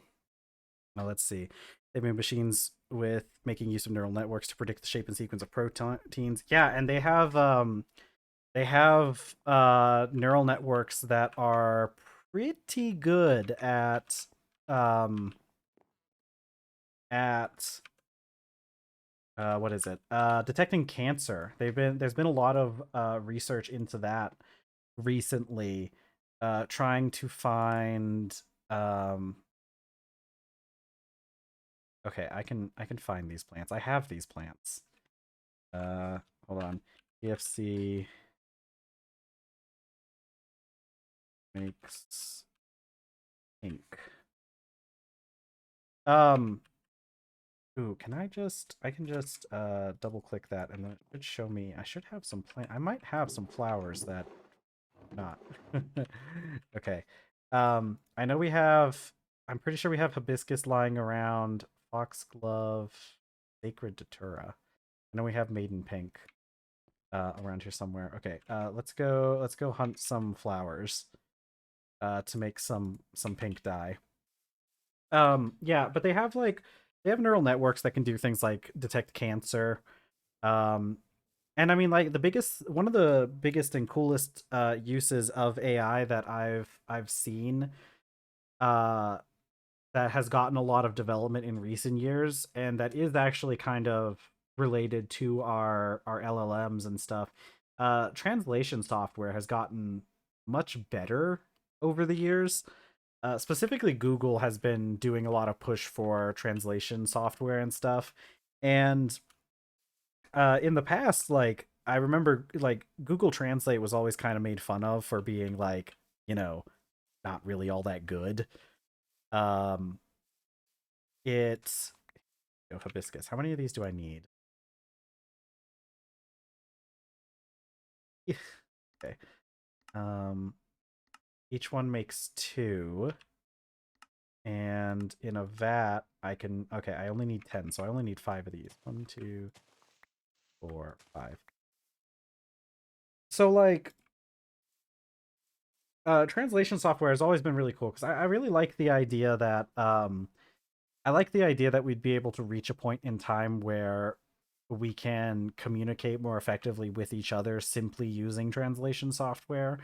And some of that has already been like really good. I know there was I don't know how much of this you kept up with because this relates to the TikTok ban, and I know that was insane. Um, but when the TikTok ban happened, a lot of people in America, in protest, decided to switch over to a an app called Red Note or Red Book. Um, and Red Book is like an entirely, or up until this point, was an entirely Chinese social media. Like everything in Red Note was in Chinese or in Mandarin, I guess. It's not Chinese. Their language is called Mandarin. Be the same as saying American. Um so but like the Americans that were coming over and the English speaking people that were coming over were still able to communicate with the other people by translating their posts into, like, they'd translate the English into Mandarin and the Mandarin into English and all that stuff. It was really cool because like a lot of people, it was kind of their first time like getting contact with uh those people um from another nation like that, especially the first time we've had like interactions between like Americans and and Chinese people, do they call we call ourselves Americans, but would they call themselves just Chinese? That feels a little derogatory to just say to call them the Chinese, but we call ourselves Americans. Huh. Anyways, I'm sure somebody else would be able to tell me what they prefer. Um, but it was really cool getting to see people have that level of like camaraderie and understanding between each other, despite the language barriers and whatnot. Okay, I need to make wool. 4 pieces of wool cloth, and each one is made with 32 pieces of wool. How much? It's each one's made with 16, so I need a stack of 64, and I get 8. So I need to do 8 balls of wool. And I've always been on the side in general. I've always been on the side of AI.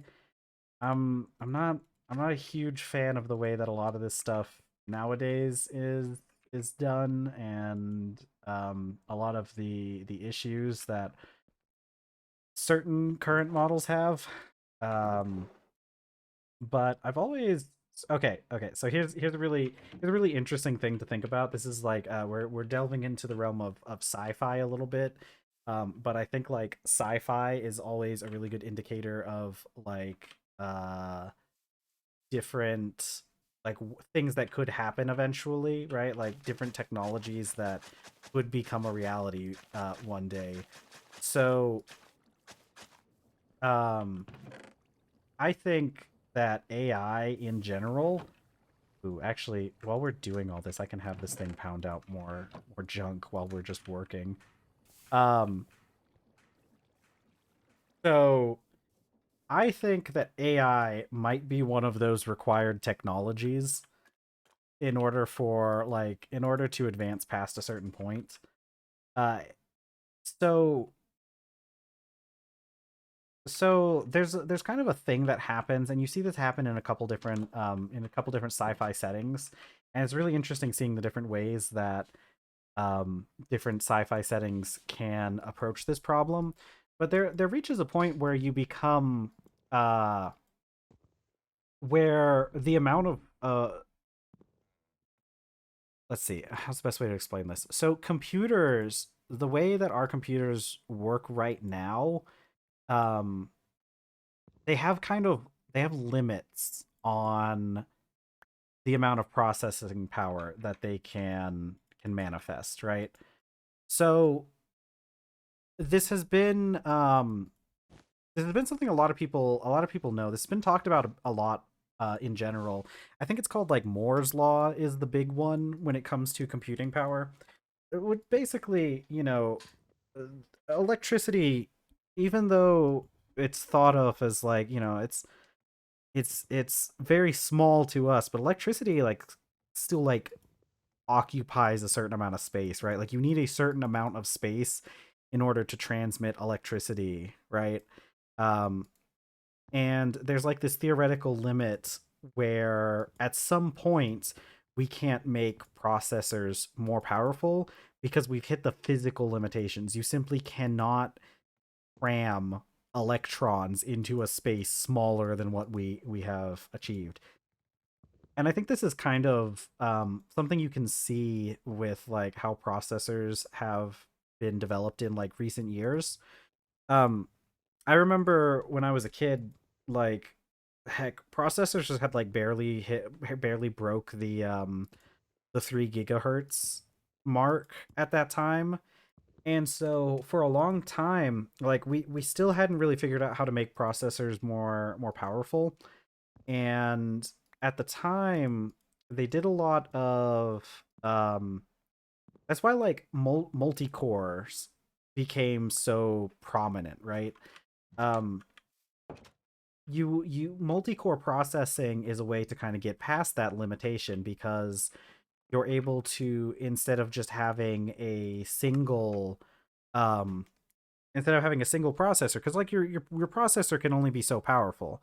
So instead of having a single one, single processor or a single core within each processor, you're adding multiple cores to like artificially like increase the power of your processor. Hello there, happy Valentine's Day. Welcome to the stream. I've mostly just been talking about computer science the entire time. Uh, so if you're into that, that's great. Otherwise, I guess I am open to other topics if there's anything you'd like to talk about. How has your day been? I'm building a little romantic date spot right now, and I need pink wool for that. Um, but let's see. Yeah, true. Computer science is the most uh one of the best topics. Yes, I noticed I arrived to CPU rambles. Yeah, I think one of the good things about streaming Minecraft is that most people that show up to this stream actually do want to listen to me ramble on about computer science for 4 hours or so, however long it takes me. Oh, I need more food for my character. Hold on. Um, so Yeah, so like the cores was a way to kind of the extra cores was a way to like artificially bypass that limit. Really cool that recently we've been able to bypass the 3 gigahertz kind of block that we were on. I think a lot of processors for a while were kind of stuck at that 3.5 gigahertz limit that we've kind of had. And oh wait, I have more tomatoes. I already have tomatoes. I don't need to harvest anything else. Um so we were able to surpass that, and a lot of CPUs can handle up to like 4 gigahertz without having to do any kind of overclocking, and I think that might just be down to better what is it, better cooling technology. I think that may have been, I haven't like really kept up a huge amount, so I don't know for certain, but I think we just got better at like keeping processors from overheating, because like our processors have always been able to get up to like yeah. Yeah, like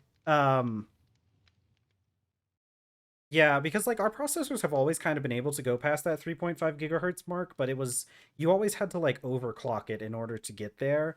And the majority of like users don't want to overclock their PC. I mean, a lot of people don't like really have the technical know-how to like do that properly, and people don't want to like it reduces the life of your parts by quite a bit.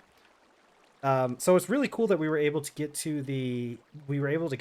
that 3.5 gigahertz kind of stop there. But like realistically, we're talking about like we haven't made like basically any strides since like the like what was it? It was like mid 2000s that we got 3.5 gigahertz processors became common, and then they started adding cores to it. But like prior to that, we had like just like exponential growth on processing power and just like computers in general. And it's kind of slowed down a little bit. And so this is a very real issue that we have to get past, because like as we grow as a society, we're going to need more and more processing power in general, because like computers are super useful for like all sorts of things. There's so many things you can do with computers, and having them get more and more powerful is beneficial to everyone. Uh, yeah, I hadn't looked into that. That's neat. I didn't know that they'd be able to get up to that. That was a hard limit on silicon itself. Uh, which does make sense with what I know about how our processors work. So like yeah, this is a real big issue, right? We're going to need that more powerful processing stuff, because like we need computers to like run more things. And so here's the thing. Uh like the thing with AI is that AI really could um AI really could be a big benefit to society if we were using it properly. And AI is a way of getting past those kind of limitations, right? This is like overly reductive. But in general, the way that like AI kind of work or the way that AI kind of works is like you do all of your processing, like you front load it. So, um is that good or should we go with magenta? I was wondering if we should go with magenta. I kind of think we should try magenta. Hold on. I'll look up let's see. TFC makes magenta. I want to try magenta with an S. Magenta.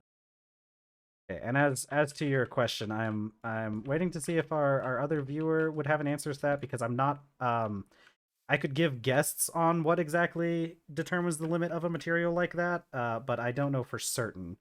Um, I know a lot of it has to do with like we were talking about before with like it starts getting down into like you start getting down into like chemistry stuff and physics and stuff and I definitely took physics in college.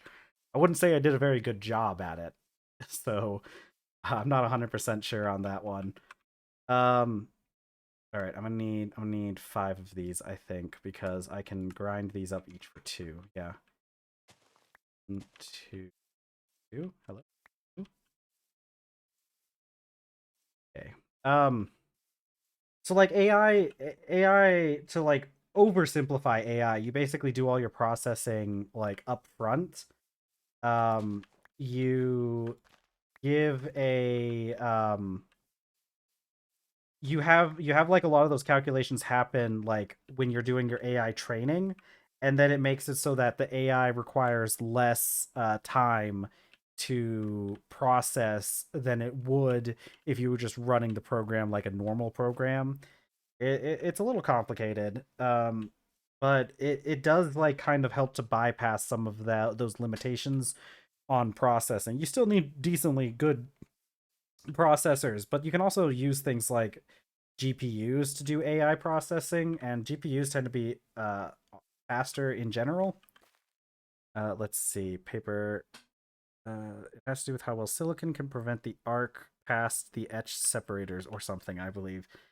That makes sense. I know roughly speaking, I know that roughly speaking, silicon makes a good material for computers and stuff, and I think it has something to do with the fact that, um, if I recall correctly, oh heck, if I recall correctly, silicon is in the same row on the periodic table as carbon, which means it has 4 open slots in its outer valence electron shell, which is what gives it its ability to conduct electricity so well because it has those open spaces. But I might be wrong on that. I can't quite remember. But yeah, so like going back to like sci-fi and stuff, a lot of times sci-fi tends to solve the problem of like computing power using AI. Um, hey, Paranomastic, happy Valentine's Day. It's great to hear that you got something to eat. We're talking about computers again. It seems to be like half of what I talk about here is mostly just computers. But yeah. So how have you been today? And what have you got going on as well? Because can't talk about computers all day. I'm running out. I'm running low.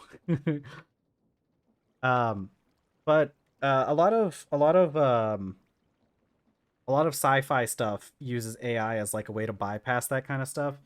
You kind of see this in like Warhammer has stuff with that because um okay, you're right. I could just talk about computers all day. What did our friend Robo10 say? Important to remember is that max base speed doesn't mean max speed overall. Liquid helium as cooling. Yeah, that's fair. That is another yeah, we are going to talk about machine spirits a little bit. Um that is another important thing to keep in mind is that a lot of limitations that we have right now on our computers have a lot to do with like cooling because um computations create a large amount of heat. But yeah, so the way that Warhammer uh it's really interesting because Warhammer kind of acknowledges this idea that I'm getting onto about how AI is a bit of a like a necessary technology for a society. Um because there's I really like the machine spirits in 40K because I my personal theory, my favorite theory for what machine spirits are is that they're just AI that like people just don't realize they're AI, and because they forgot about that from the Dark Age of Humanity. Give me 1 second, I gotta let the cat out.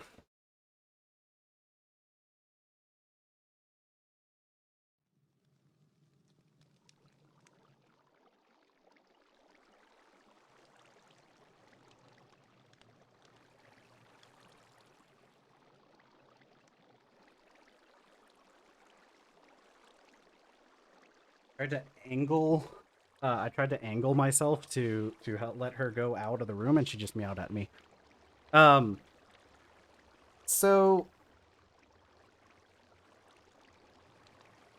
but my favorite part, so like if you're unfamiliar with Warhammer lore, the big thing is that a long time ago, humanity reached a like a really high level of technology, which in 40K in the 40th millennia is referred to as the Dark Age of humanity because we're not 100% sure exactly what happened, but we're pretty sure it was like an AI uprising happened, and they wrecked a bunch of stuff, and so now the remaining humans like refer to that as the dark age of technology because there was like a technological singularity that caused like the fall of humanity and everything. So those are the dark ages because that was when everybody was doing heresy and stuff, and which led to bad things happening even though it was like a much technologically higher, like it was a much higher level of technology. um Arnomastic, I think you always you always say that. If you're gonna go to leave to stream, good luck with stream. You're free to hang out here and avoid your responsibilities as long as you want, though.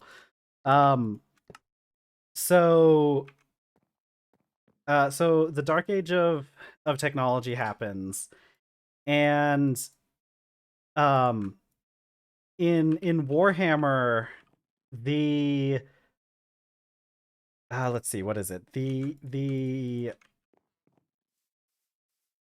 so they still need some sort of like AI in order to like, get past those limits, cuz like we're talking about like these guys have ships that are like the size of cities flying around. And there's no way you're going to be able to run a ship the size of a city without like some sort of AI or some sort of like higher level computing power.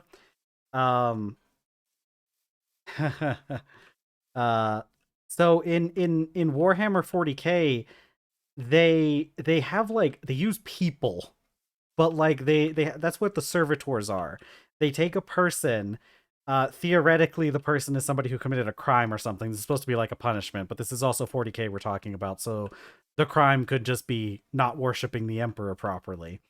But they take a person and like lobotomize them and then just use them as a computer. Use their, because like the brain is a ostensibly a computer, and so they use that to get past that problem, right? To get past the problem of needing that higher level computing power. But it kind of like acknowledges that, it is a way of making your computers more powerful. It's not particularly ethical, but it is a way to do it. Let's see. Let's see. Starting to see my conclusion on the paper I wrote seem to be correct. Once we replace silicon based CPUs, it's likely to be quantum CPUs. Yeah, so that's what I wanted to talk about quantum computers as well, because quantum computing is another way to bypass that kind of limitation on computers. So we are researching like multiple ways to get past this little these issues. Um, but okay, I like these magenta seats a lot more. Yeah, they do use lobotomites for a lot of tedious jobs in Warhammer. Like they don't necessarily have robots anymore. They just have lobotomized cyborgs instead, which is perfectly grimdark. It's a very grimdark way of having things. I love it from a narrative point of view. It's a very appropriate. Okay, this is going well. I'm gonna go get some flower pots. We've never even made flower pots in this before, but I can make some flower pots and add some little flowers in the area, and maybe we can put some other things down. We'll see. Let's see. Yeah, so quantum computing is another fun way of doing things. It's really interesting to think about because as I've mentioned before, and again, vast oversimplification of quantum computing. Quantum computing is a very complex topic, but if you want a kind of a layman's version of how quantum computing works, I remember how I talked about everything being done in base 2 in binary on computers. Because okay, have fun, Paranomastic. Good luck with your stream. Hope everything goes well for you.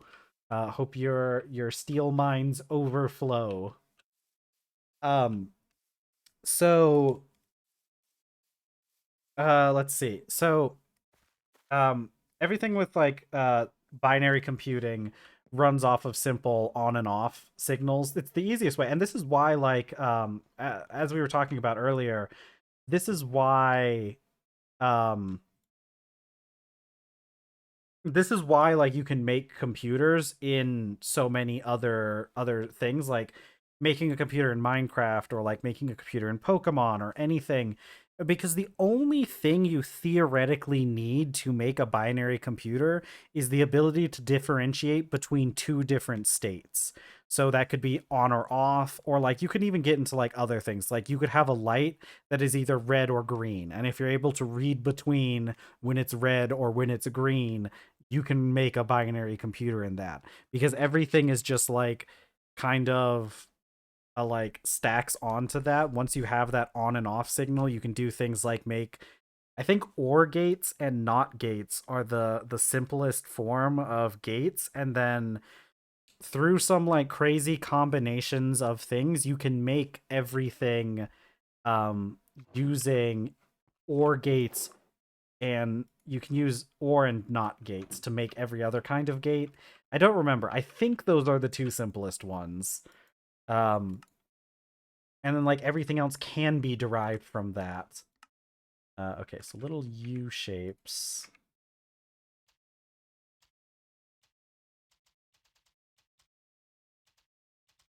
And there we go. Two. Okay, simply put, instead of sending one of zeros, you send cubes of ones and zeros. So basically six. I thought, let's see, ones and zeros basically six ones and zeros at the same time. If you observe one of these cubes of data, changes, making it impossible to sniff data packets without being detected. Yeah, that's true. Um, quantum, so like quantum mechanics also, or quantum computing, it like again, very overly simplified explanation of how quantum computing works, but imagine if you could increase the states from just being ones and zeros um to being like different sets. So like um I thought quantum computing was going to go up to base 4, but um it sounds like that would be closer to base. If you're sending 6 at the same time, that would be, yeah, that would be like base 6. I had thought that quantum computing was going up to base 4, but base 6 is even better. It's real easy to think about. It's real easy to like understand if you think about it as like we're increasing the number of states that you can have, and when you have the number of states increased, that means you can store data more densely than you can anything else. Because, like, okay, think of it this way. So a um our current um our current binary system, if you have a single digit place, right? So say you have a single digit within a counting system. If you have a if you have a if you're counting in binary base 2, you can only represent a 0 or a 1 in a base 2 system. So you have two different states, right? In our normal decimal system that we're all used to counting in, we work in base 10. There are 10 digits in the decimal system. Which is from 0 to 9. So with a single digit in base 10, you can represent all numbers from 0 to 9. So um so the data is packed more densely in that, right? In a single place, you can store 5 times as much data as you could in a binary system. Let's see. You have a mountain of silicon CPU that would have to climb over the mountain to get to its goal. The quantum CPU walks through the mountain instead. Yeah, that's a pretty good way of explaining like the quantum mechanics part of quantum CPUs. They Quantum mechanics are you know how like they're how everybody always mentions how like science like the kind of science that we have now, like technology, like computers and like TVs and stuff, and like a lot of the things we have would look like magic if you took them back to old times. Quantum mechanics might actually just be magic. Like I don't even know if there is a way that I don't even know if there's a way that we could ever fully understand quantum mechanics. At least your average person wouldn't be able to understand it without like dedicating themselves to understanding quantum mechanics.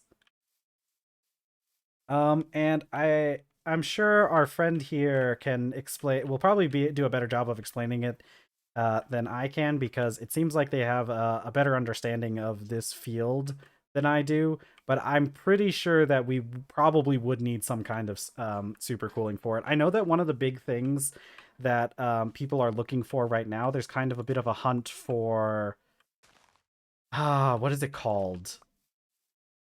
I know superconductors are a big thing. Quantum CPUs right now use metal annealing, which is close. Yeah, that's what I just mentioned. A superconductor. The like right now, kind of like the holy grail of technology would be being able to find something that could act as a superconductor at room temperature.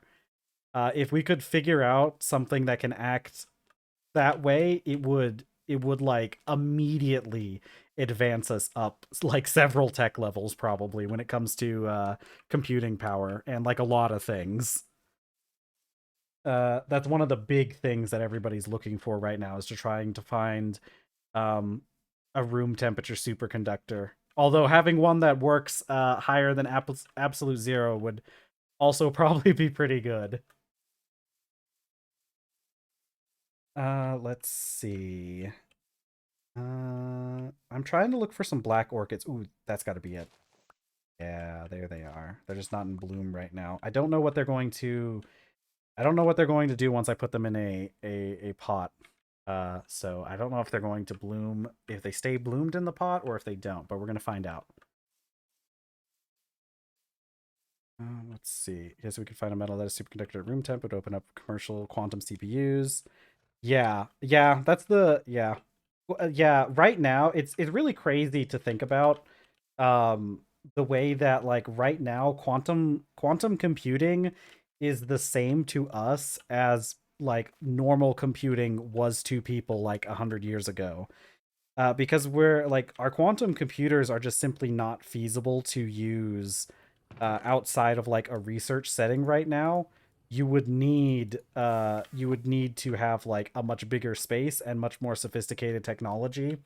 And the hope is that one day we will reach that point where we can make the technology smaller and cheaper and more accessible.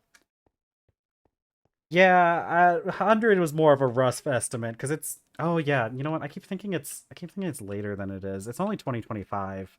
Yeah, 75 years is much more accurate to when we had those kind of big computers.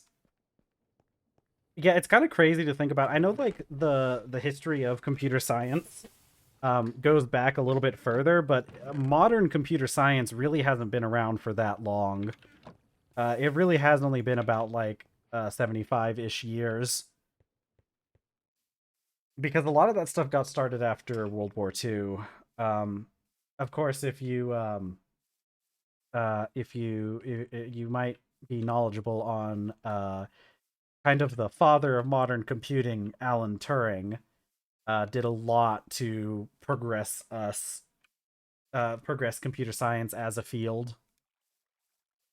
Really fun, really fun. I've watched there's a decent documentary, of course, you know, well, no, not documentary. It's not a documentary. It's like a movie drama about Alan Turing's life called Imitation Game, which was really good.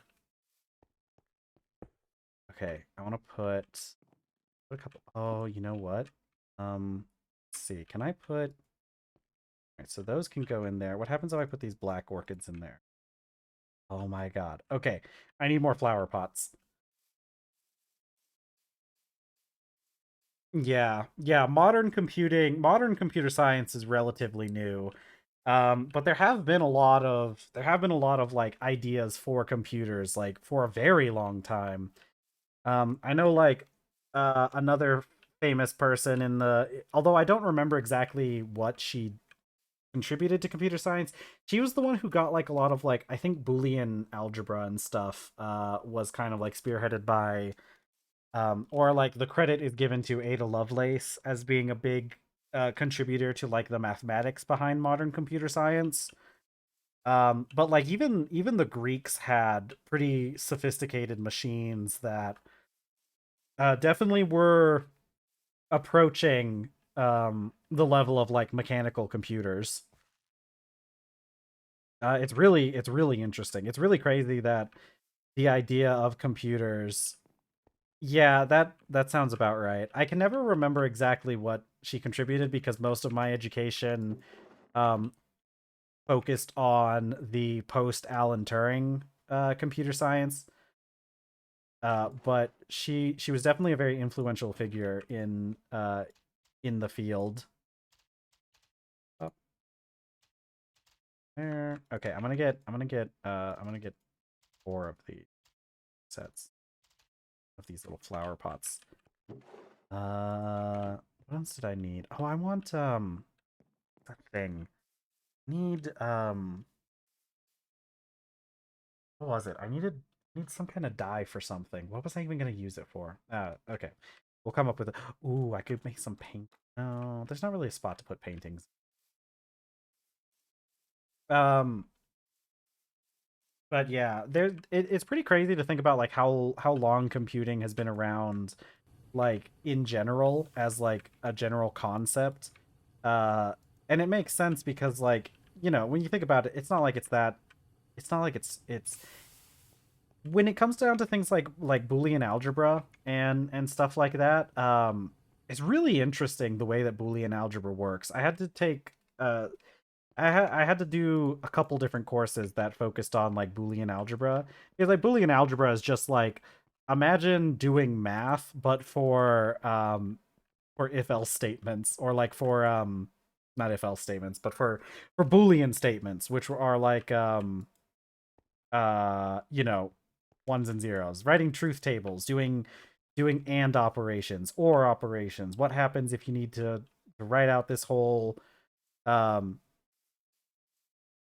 yeah, there are a lot of, yeah, true false statements, doing like, because you can get into like some pretty complicated, it's really interesting because you can get into really complicated truth tables for things where it's like this and this or this other thing, and like trying to figure out how the multivariable algebraic Boolean algebraic expressions, how they work out. It's a really cool field to be in, and it's really good for making, like, understanding it's really good for making your programs more efficient. But yeah, there were a lot of women in computer science. I'm pretty sure there are definitely times when computer science was seen as more of a woman's field as opposed to a male dominated field, like we ended up with for a while, and then we're kind of back to it being more equal at this point. But we're trying. Um, because like let's see, there was yeah Yeah, it Minecraft Redstone is really cool nowadays because you can get a little bit more interesting than just uh straight up Boolean, because you also like Redstone also has like a signal strength, and nowadays you can like actually you can do some pretty complicated things with the signal strength. So you can have like it can count up to what it's it's in like a base like 16 because it goes from 0 to 15. It's in like a hex. Redstone can be hexadecimal storage if you really want to get like weird with it. Um but yeah, most Minecraft Redstone sticks to just Boolean programming because it's a lot easier than trying to do weird stuff with signal strength. Um but yeah. No, that's how I saw like somebody in I've heard about that. That is insane that somebody just made Minecraft in Minecraft. It's crazy because it's like, yeah, theoretically you can do that, but like what but like what kind of a madman would commit themselves to doing that? But yeah, there were a lot of other women that were pretty important in computer science. I know like one that likes to get brought up a lot is the women that coded the missions that went to the moon. Oh, I remember what I wanted to make now. Okay, we'll have to do that when I get back. Um, the Apollo missions were coded. It was really cool, and part of the reason why they had women working on the Apollo missions was because back in the day, like we were talking about earlier with like volatile and non-volatile storage, like back in the day, you didn't have an option. You just had like volatile storage, really, and and like they had to weave the code by hand essentially, which is part of the reason why women were the ones put with the job, was because they had the weaving skills required to like they had to like weave the wires in a way to like program them. And since that was like seen as like women's work, that's why they brought women on to do it. And you know, it turns out women also good at math. A crazy concept, but women can also do math, and it's easier when the person doing the programming understands what they're doing as well. And they really were some brilliant mathematicians that um that worked on those projects. It really is like just I I dabble in computer science, but I don't think I'd be able to truly do the kind of work that these women did. Um, in the early pioneers of the field were able to do. Um, I need candles. We can make candles, chat. Okay. Oh my god, I didn't realize we can just make them from beeswax. I have so much beeswax lying around. Okay, we're making candles. What is more romantic for Valentine's Day than candles, chat? Nothing. Woman standing next to the stack of papers, Margaret Hamilton. I'm very bad with names generally, so I forget a lot of names a lot of times. But yeah, I've definitely heard of her. Um, he wrote the Apollo mission. That is really cool. We're gonna make a barrel of white dye as well. Where's my bone meal? I know I have. Did I put that dye? You know what? Yeah, there it is. Kind of. Hold on a second. I need 4 more pieces of bone meal. Get ourselves a barrel of white dye. Yeah, that's very interesting. Very interesting. It's really it's crazy when you think about like the past, because computer science has been a very diverse field for a long time, And when you when you really look at computer science, it makes sense, right? Um, like the cool thing about computer science, and one of the reasons why I love it so much, is that really anyone can be a programmer, right? It doesn't matter where you are. If you have and it doesn't matter, it's very accessible because like you don't need a big fancy computer and like a crazy machine in order to do computer science. You can there are people who do programming um in like there are people who do programming like in some of the poorer regions like the in like um in like the deserts of the Middle East or in like the whatever areas of I'm sure like in areas like the Sudan and like um parts of Africa and stuff where people are doing like programming using like cell phones, like um cheap like flip phones. And not only just computer, but there are people who are also like making music. It's really cool. I remember hearing about a project that was like the reason why I mentioned the Sudan was because I think they found like memory cards for like phones like SD cards like in the desert and just found like music that those people had written um on the phones. It was really cool. But like you can code using anything. Yeah. And you just need a basic text editing software in order to and you don't even necessarily need software because you can do like uh what you can do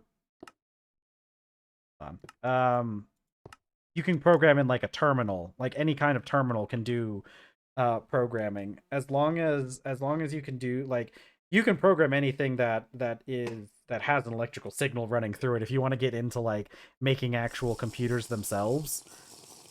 But like if you want to write programs, all you need is like some sort of text editing software. It might not be easy, but you can do it, and that's the really cool thing. Yeah, Notepad plus plus is a really good one. I do a lot of I do a lot. I one of the good things I my my professors at college, they they really had an emphasis on using like older methods of doing things. They were a little bit insistent that we learn how to program using um uh they were really persistent on using like those old methods. And I like my professors. I liked them. I do agree that it's really good to learn the basics if you're getting like super in depth into computer science. But um, I will say modern IDEs do definitely make your job easier.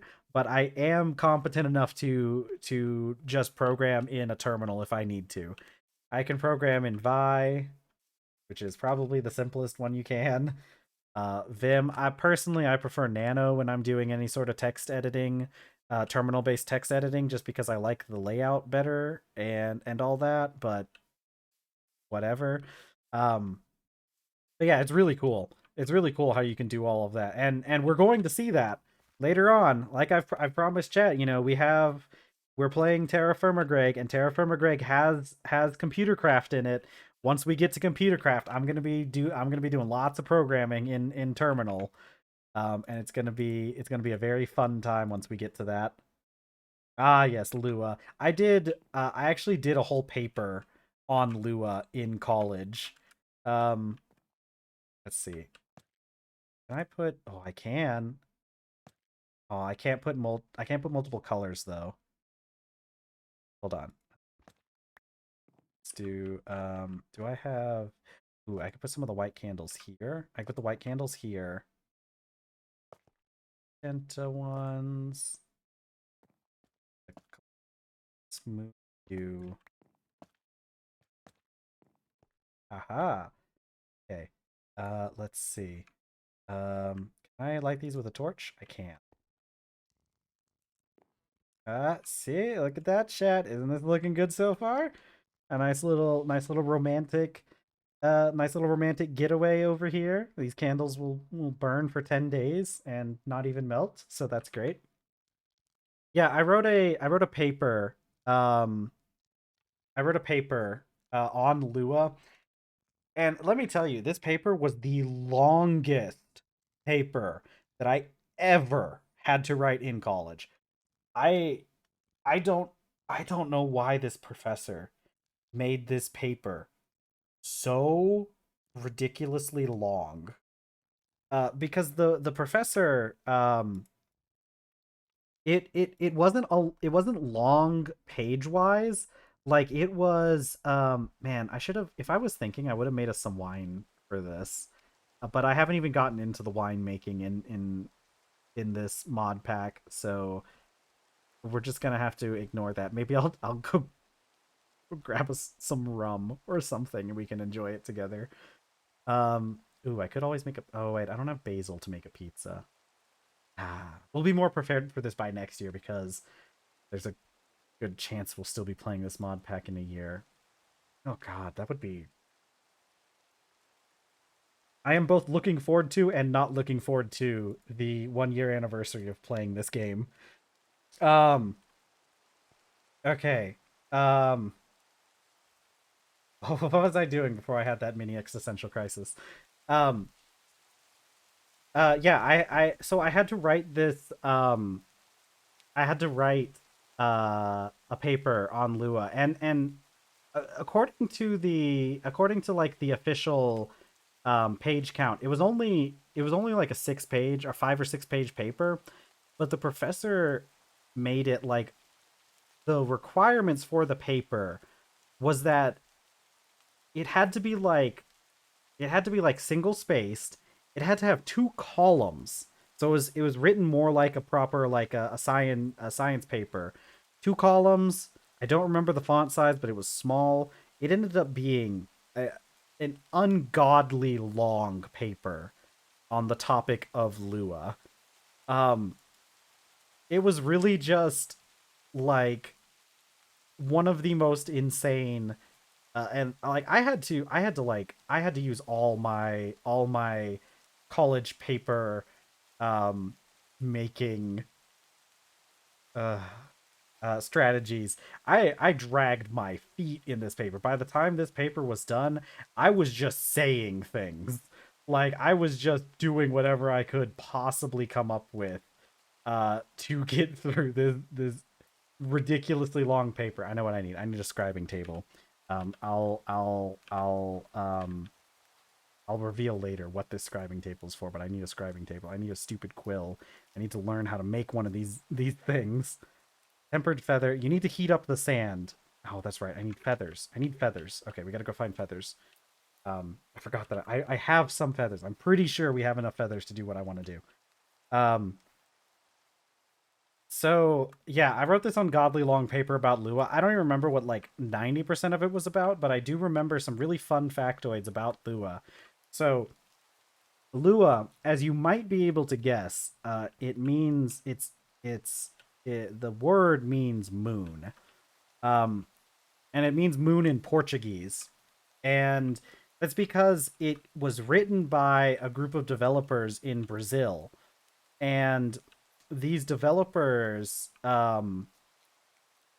they came from a company. Lua is derived from another language called Soul, which is why it's called Lua. It's a little tongue in cheek, like a cheeky little reference to the language that it's based off of. Being named Sun, so they named the second language Moon, uh, which is a really fun little factoid. Um, there was it was written by like a team of like 4 people. One of them I remember his name was Henrique, and I remember the name Henrique because like that name Enrique, right? Like Henry combined with Enrique. What kind of a name is that? That's a crazy name. I like it. It's a funny name. It's a bit wild of a name. It's uh it's uh it's a wild name for a person who invented Lua to be named. Oh, I love it. Okay, I need to do something with this feather. I need to like soak it, don't I? I need to trim it. Then it needs to be soaked. Okay. I need black dye as well. I need black dye. So we're gonna soak this feather, and then I'm going to make some black dye. Okay. Black dye. I need to pick a scribing table. Let's do this maple one. Actually, I like the way the Capoke one looks more. It's cute. But the maple one looks cool. We need to go on a hunt for blackwood at some point. I'd really like to have some blackwood. We're gonna do a maple one. That was the wrong.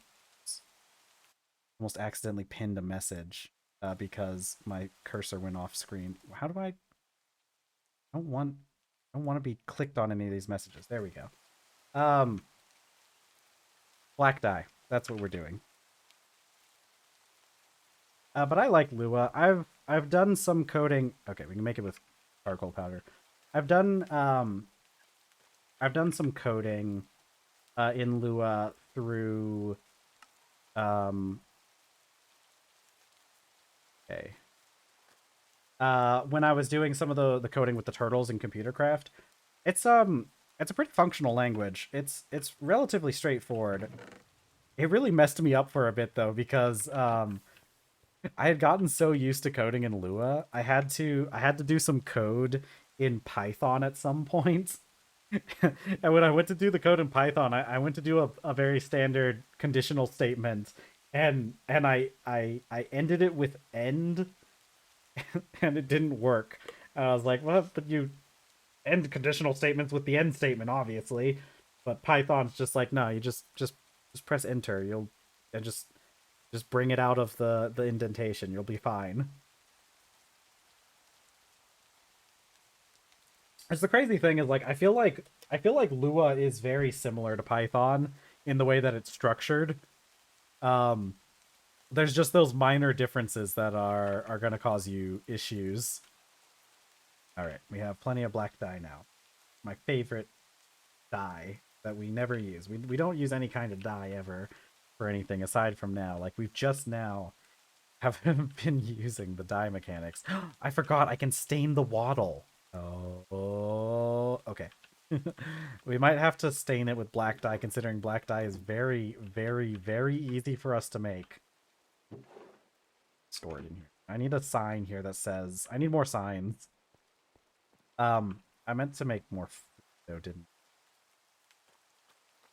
Yeah, we'll do that while that thing is soaking. What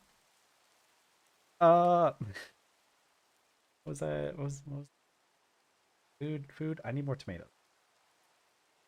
I'll make some tomato and tofu. Actually, I'll cook up this rice too. I think it's 100 millibuckets. Okay, that's fine. We'll just use a full we'll use a full thing. A full bucket of water. Or you can get a lot of the dyes from coral. I've been pretty lucky that haven't really needed a whole lot. The issue with dyeing or with staining the waddle is that it requires the actual physical dye, and the actual physical dye is a lot more difficult than just using the barrels of dye. I'm really happy that TerrafirmaGreg has that mechanic of the being able to use like barrels filled with dye as opposed to just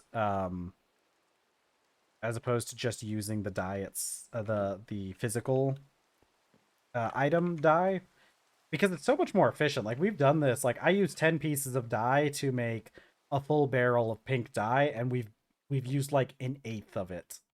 We've used an eighth of a bucket. It's crazy, which is an eighth of a tenth of what we have. Okay, what was I doing? I need these. I need this. I need to go grab some tomatoes out of the field. But I think we could just like stain things black or gray. I'll be real with you. I like the gray in Minecraft, and it'd be pretty easy for us to get like physical gray dye, because the white dye is really easy to get to. It's just made out of bone meal. We have so many bones lying around. from zombies and skeletons and stuff. Those guys that keep trying to jump me while I'm in the mines. Hate those guys. They throw spears at me. Rude, first of all. Like, come on. That's no way to conduct yourself. Throwing spears at a person. Like, come on. Purple dye is really good too. I think purple dye would be slightly. Um, what would it take for us to get purple dye? Hold on, I gotta. Oh man, favorite color? It probably would be purple. I'm not gonna lie. Um, I like blue purples. Like honestly, the Twitch colors. The Twitch colors are pretty good purple. I like mine a little bit darker than what like the Twitch color is. Um, but purple's up there. I really like oranges as well. Orange is a really nice color. Um, yeah.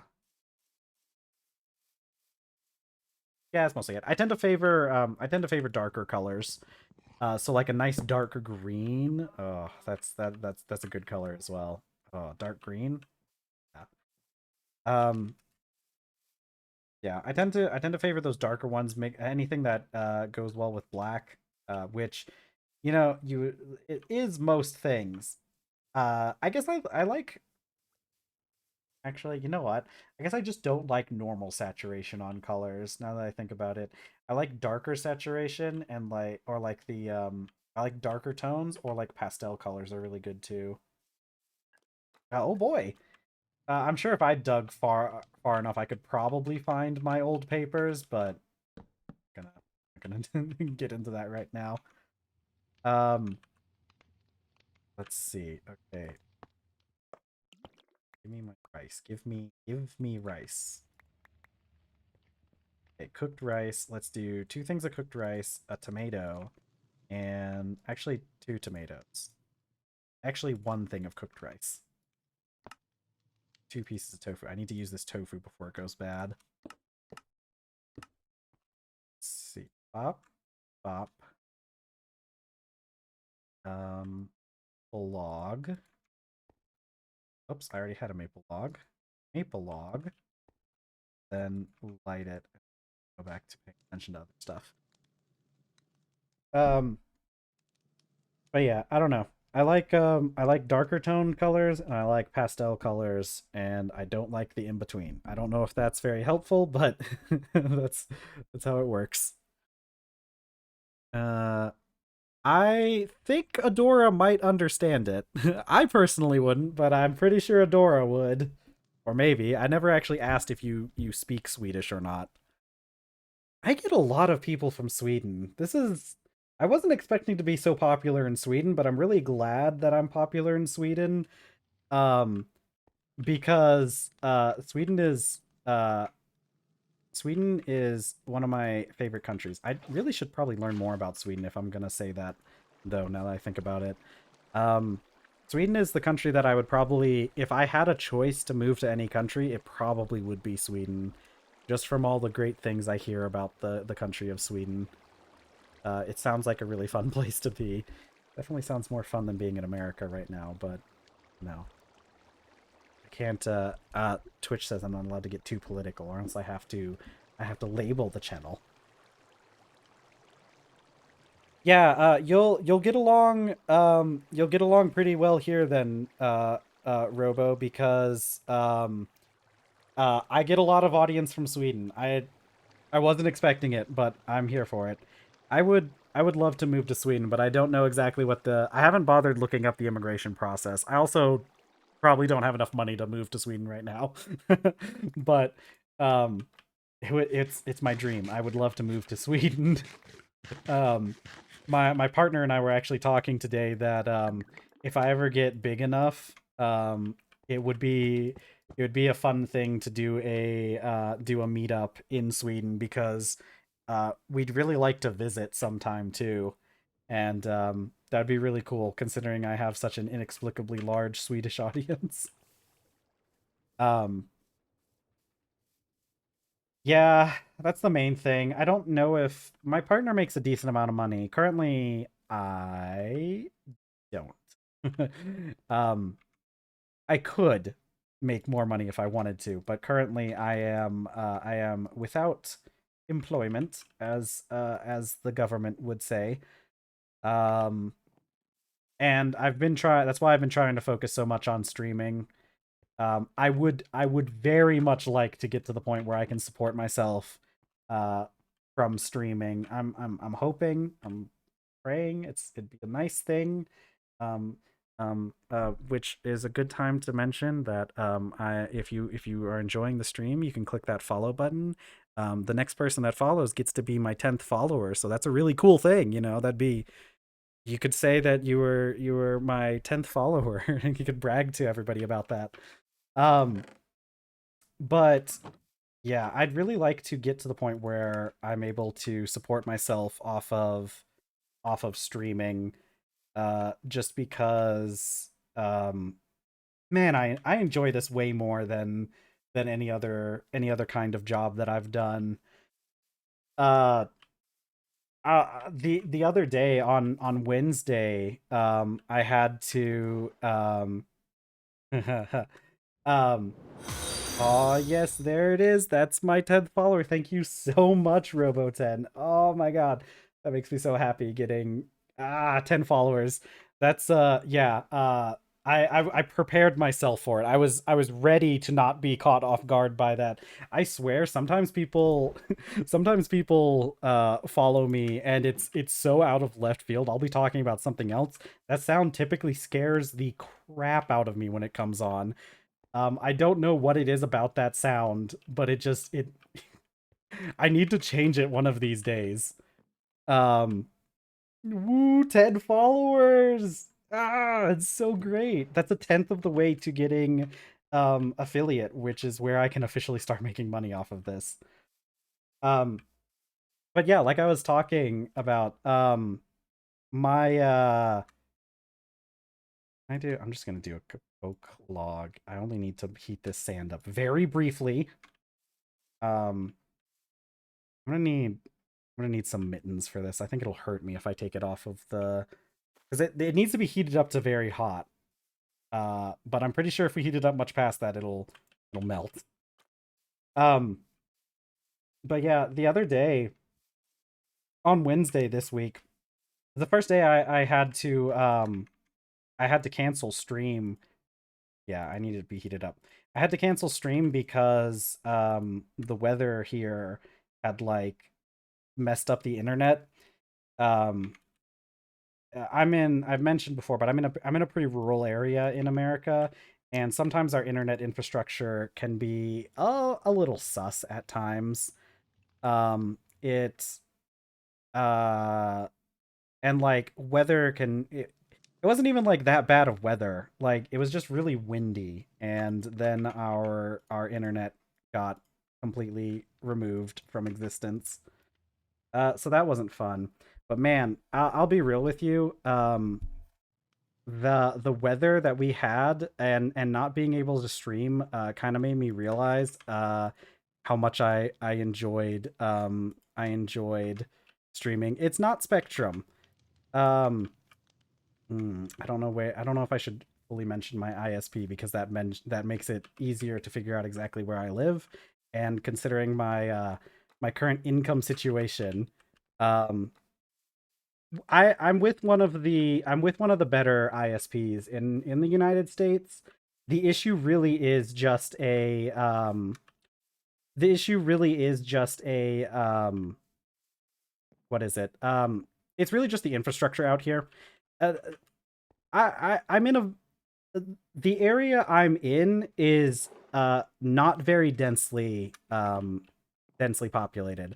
Like I've mentioned, I'm in the Midwest area, which I'm comfortable with saying because that is like a huge part of America, so it doesn't really help anyone figure out where I am. Um, no, you're not allowed outside, buddy. I don't know what happened to the last one that got out, but it probably wasn't good. How much do I have on this? Okay, we're good on this. I got growth on these pineapples. These pineapples are growing pretty fast now. Um, I'm with one of the better ISPs in the United States, but the issue is since it's not very densely populated out here, they don't do a lot of they don't set up the internet very well. I have decent internet, right? Like my bit rate and everything is fine. My download speed and my upload speed is a it's good. It's not like super good. I don't have like fiber optic internet or anything, which is annoying. Well, okay, it's not annoying. I'll be real with you. I have enough internet to suit my needs. I don't really need faster internet than this, but I've definitely lived in bigger cities where the internet was much better, and sometimes I do miss it. But the issue is that the infrastructure is very like spread out. So an issue you'll run into here is like any sort of weather can mess up the internet because they just don't have a whole lot of redundancies in the system. So like an issue that happens sometimes out here is that someone in a town that is like hundreds of miles away from me, which I guess for you Swedes is like hundreds of kilometers away from me, um will they'll have an issue and it'll knock out internet in my town because they just only have one line that comes into the town or something. Let's see. I would like to know why the modern microprocessor was created. I would love to learn more about that kind of stuff. And I think the rest of the audience would too. I'd imagine that everybody here enjoys computer science since they listen to me talk about it so much. Uh, I love my audience. Let's see. 1969, nice. Intel received a request from the company. Uh, I'm not gonna. The internet has ruined me. There's only one way I can think of saying that word. Uh, Busicom. To create 12 circuits that were specially. No, not.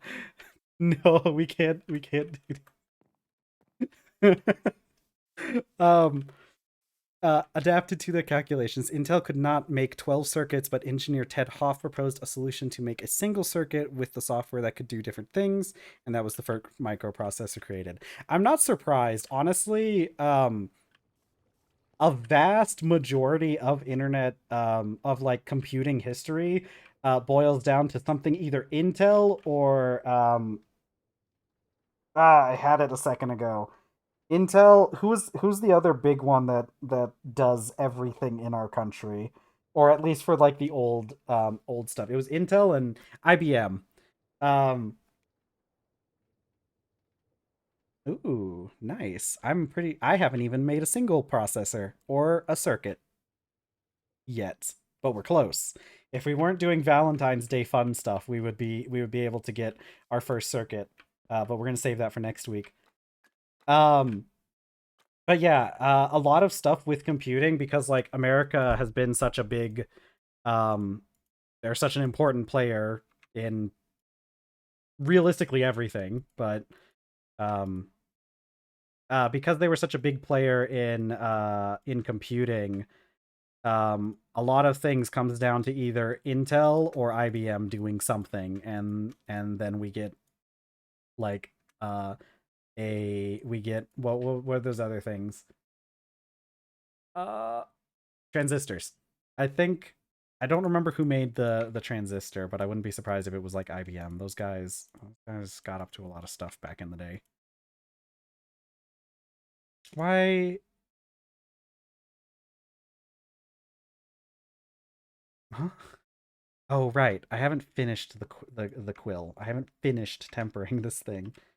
Okay, I just need to use a knife on it again. Okay, so many steps. Scribing table. Okay, this is gonna be big. We're gonna do something with this.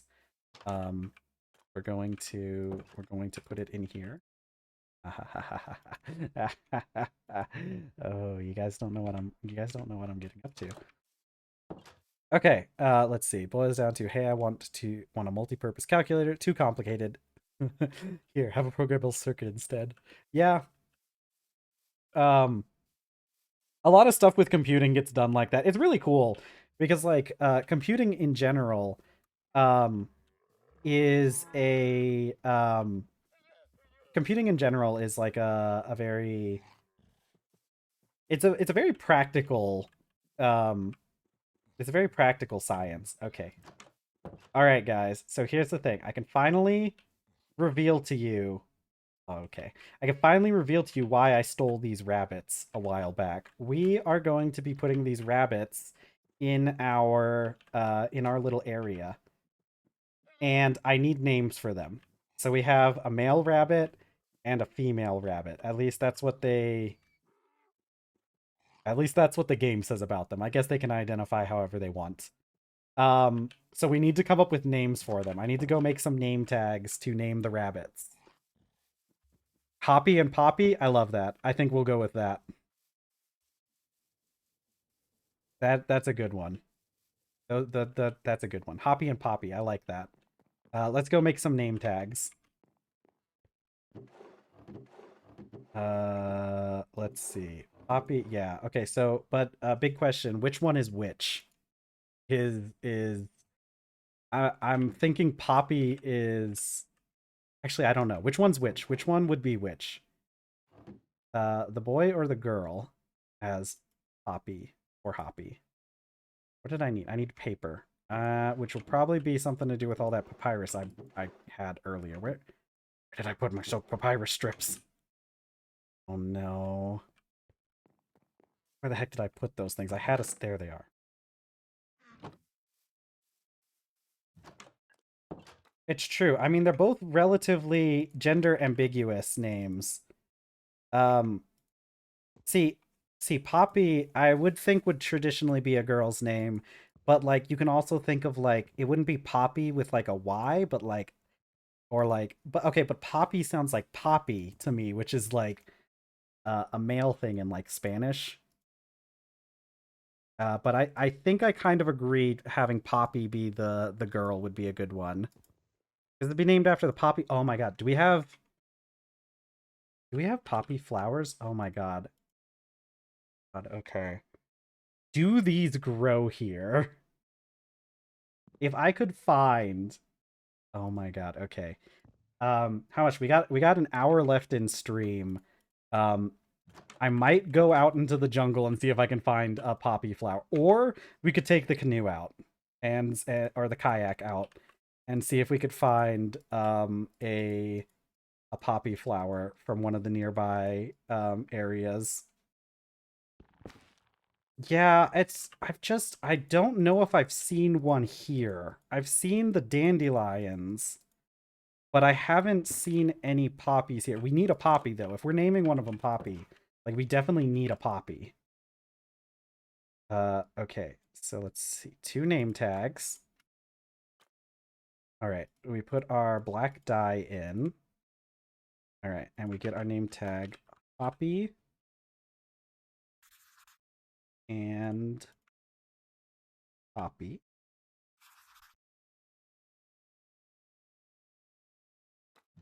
All right, let's go name our rabbits. Yeah, we're going to when it just turned nighttime. So in the morning, I think we'll go and oh, I never did update the title for this. Man, I meant to update the title to say Valentine's Day special, but I never clicked the button that says done. So I guess it never changed. I don't know why I assumed it would just change without me clicking the button. Oh yeah. Do we have, I don't think we do, but I don't know. Yeah. I wasn't sure if we would have hops because of the Firmalife update. Okay, so we're gonna name you Poppy, and we're gonna name you Hoppy. All right, now I just have to get you guys to your designated areas.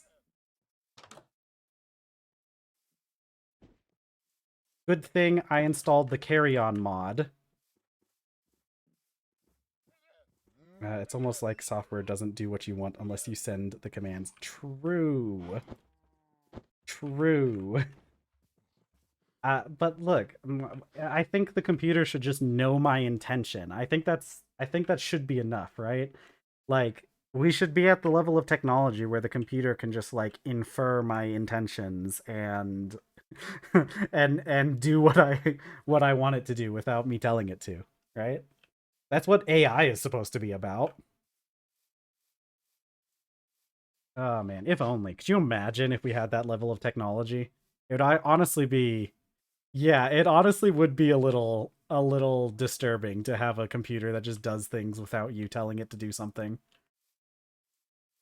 Ah man, that's why I got rid of Windows. I will tell you one thing. Um the biggest the one thing that generates a white hot rage within me is when I tell my computer to do something, but it tells me no, I'm not allowed to do that. And that is why I don't use Windows anymore.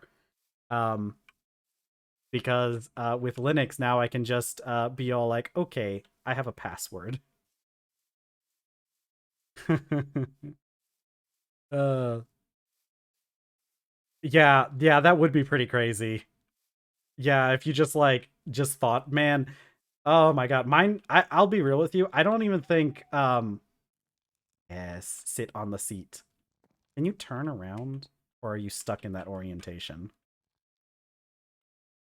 Oh wait, he turned. Can you look at me? Look at me. Yes. Okay, let's go get your little partner. Um, I don't even know if if you had a mind reading PC, it probably wouldn't even be used that much to steal your data. Yeah, so on the that's why I use those create the train seats is because you can sit mobs on the train seats and they will be stuck there because you can use them as conductors for your trains. Like you need a conductor for your train and you can just put any mob you want on them. But like I guarantee you, if they had a computer or like an AI that could read your mind, they wouldn't even need to bother with stealing your data. They would just make purchases on your behalf, right? Like they don't need to steal your data to find out what you want to buy if they can read your mind, and then they could just automatically have Amazon would just ship it to you and charge your account, which is definitely a world to live in.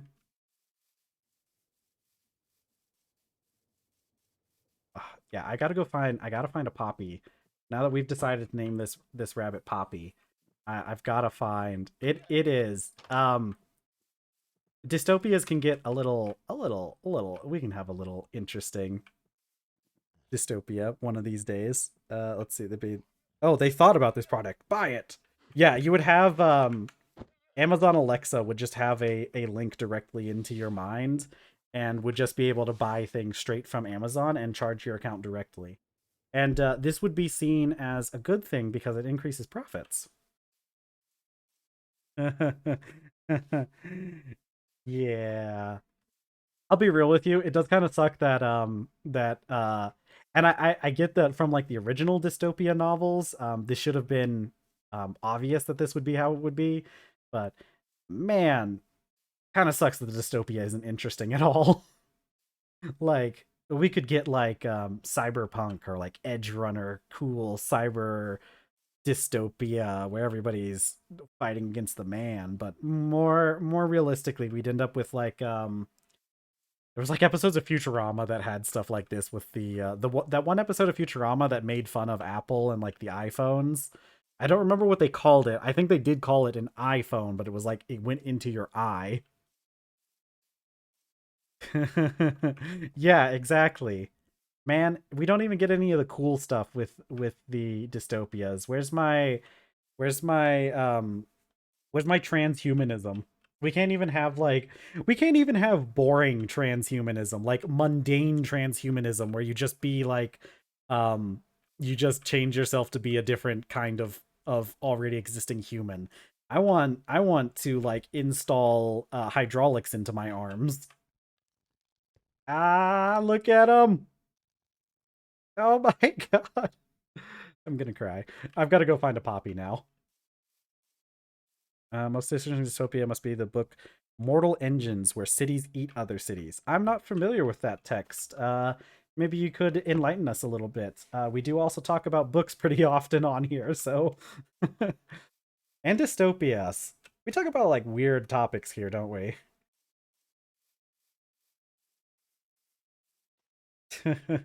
Yeah, I know, right? Like you got like man, it sucks so much because like transhumanism is a really cool concept. I think. I think that oh, tiger. Okay. I think we're safe, chat. I don't think the tiger hurt us. We're good. The tiger. I don't think the tiger hurt us.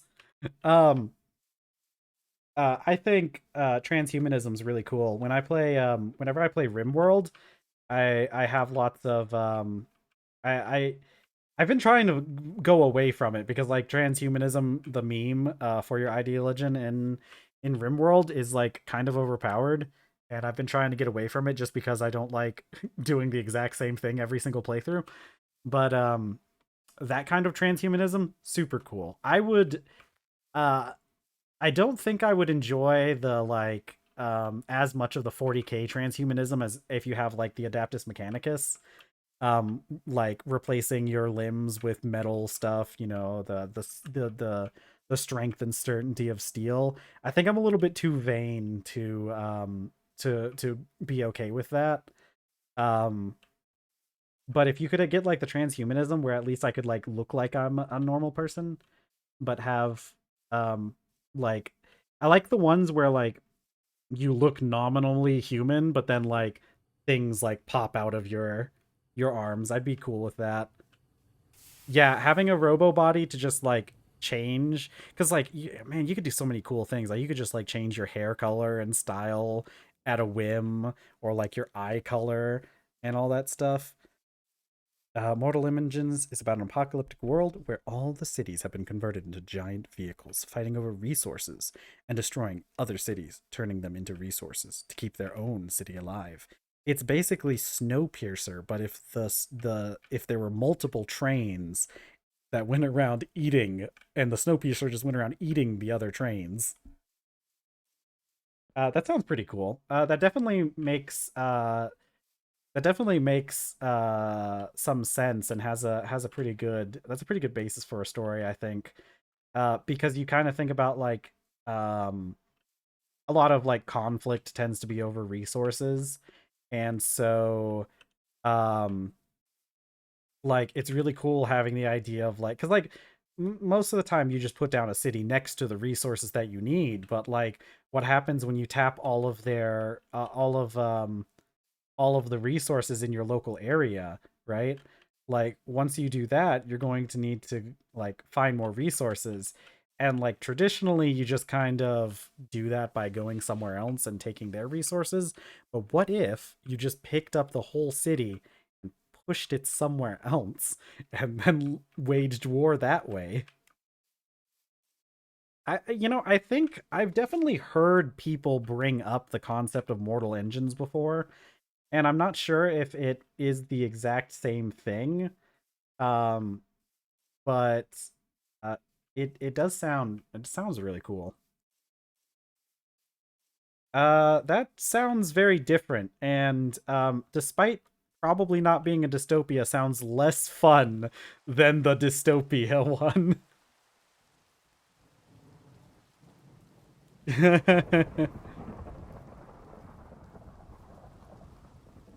Ah, man, Hogwarts.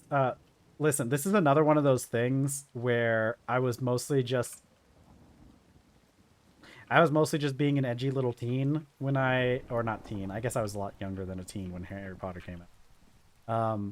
But I was mostly just being edgy by not liking Harry Potter. But I'm glad I never got into Harry Potter. I'll also be honest. I don't think the Harry Potter books. I never really got to reading them, but I don't think I would like them even if I did. Okay, lightning.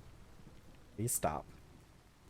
We're too far away from the lightning rod that we had to install, so there is a chance we just get struck by lightning or eaten by wolves. I don't like either of those options. And I'm not seeing any poppies. I think we have to go.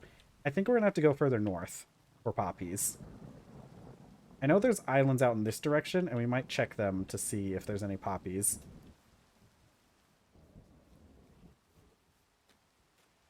All right, we're going off on a grant. Maybe we could find. Ooh, if we could find some more like metal, like iron specifically. All right, kayak time. Yeah, I'm gonna go check out some of those volcanic islands nearby and see if maybe they have poppies. If not, I think there'll be some poppies closer to. Oh, I didn't read Percy Jackson, but my brother did.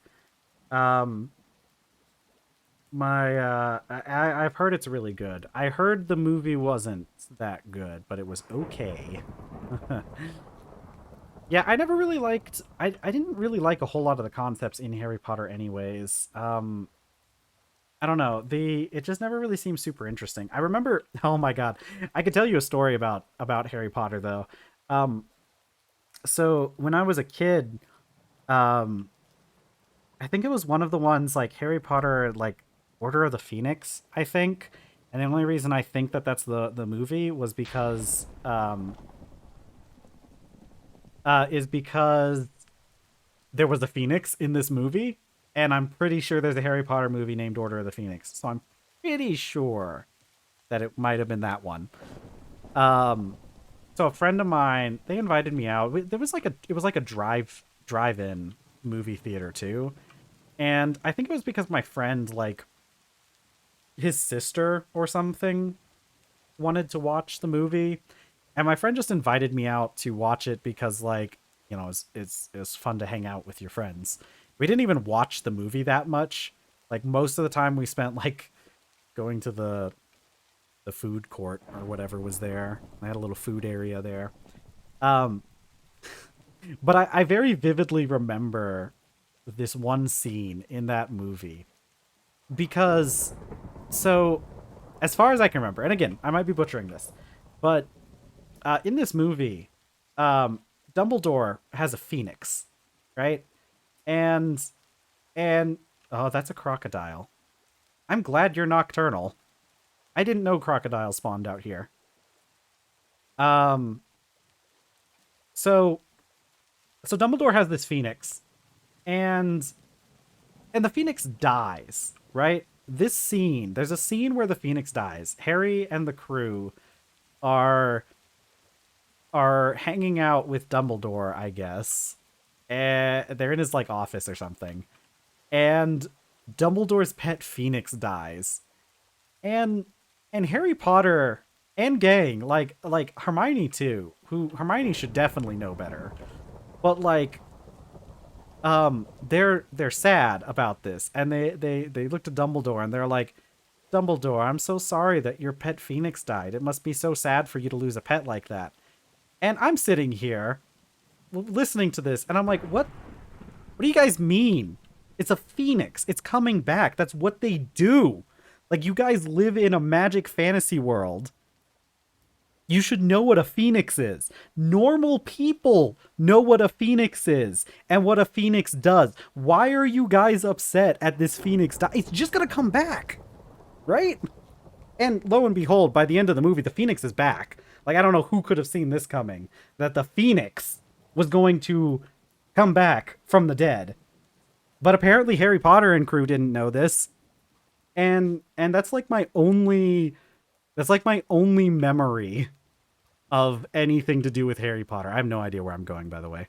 Um that's like my only memory of Harry Potter is them getting upset about a phoenix dying, and that's why I never really cared to read Harry Potter ever. I don't even know if there's land in this direction.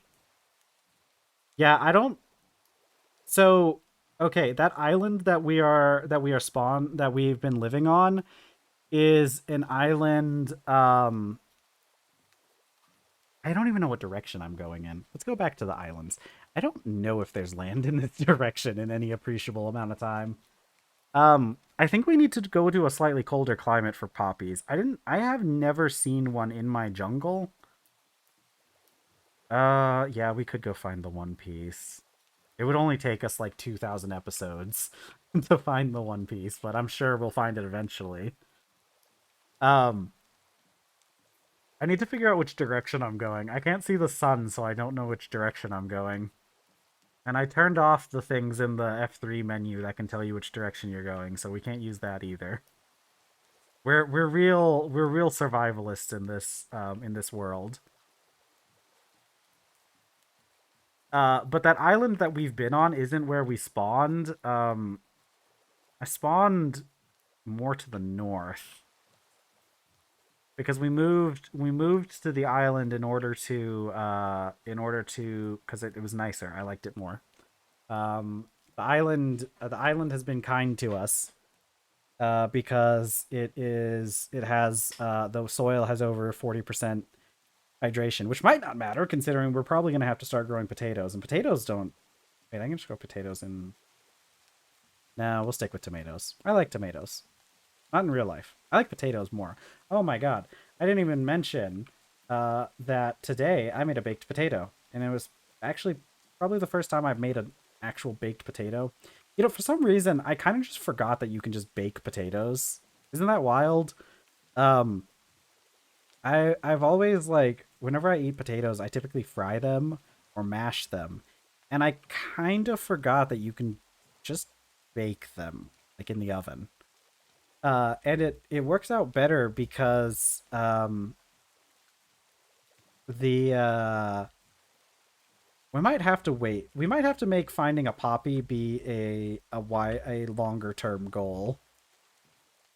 I am not seeing any, but then again, they might just be out of season, and so they're just not going to. Um, they might just not appear. Like they might just not open for us. I'm gonna hang out on these islands for a little bit and try and figure out. Yeah, I don't typically do just boiled potatoes. I do like boiled potatoes though. I really should at some point. Um, I mean, potatoes are like my favorite starch.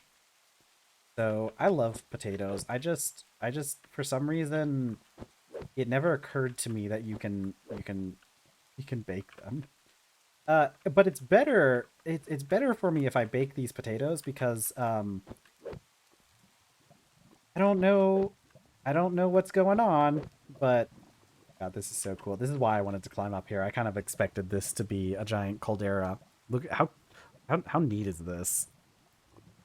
We should come here and we should siphon lava off of this thing once we get to the point where we need lava. I have a windmill. And it would just... What do I need for a hose pulley, actually?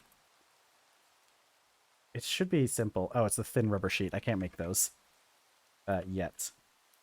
But once we... Ah! What the... No! Go away!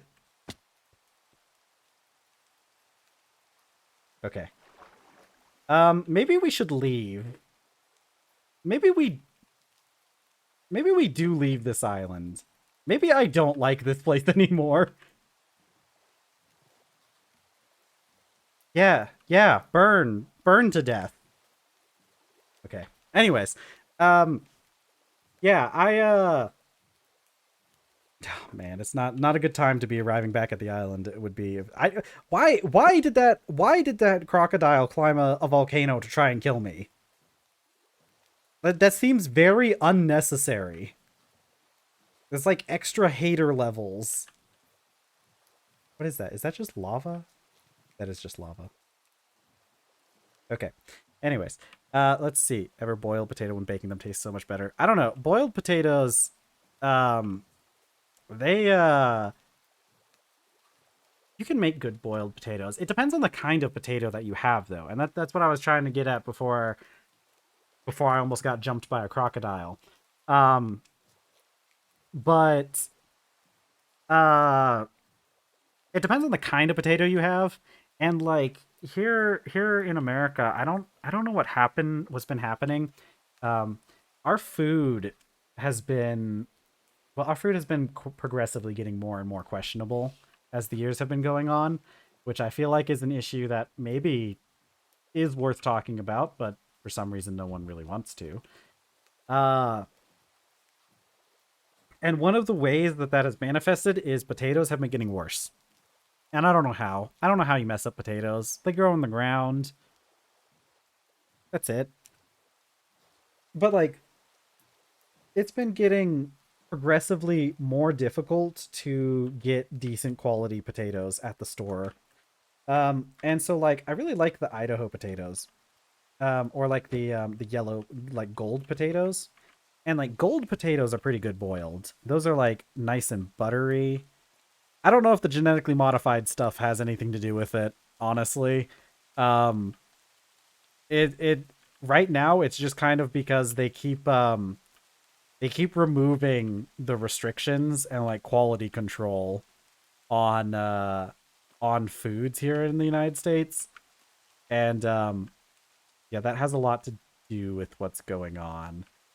Uh so the um the golden potatoes are really good for they're really good for like you can boil them and you can mash them. They're really good because they're nice and buttery. Like they're nice like buttery flavored potato.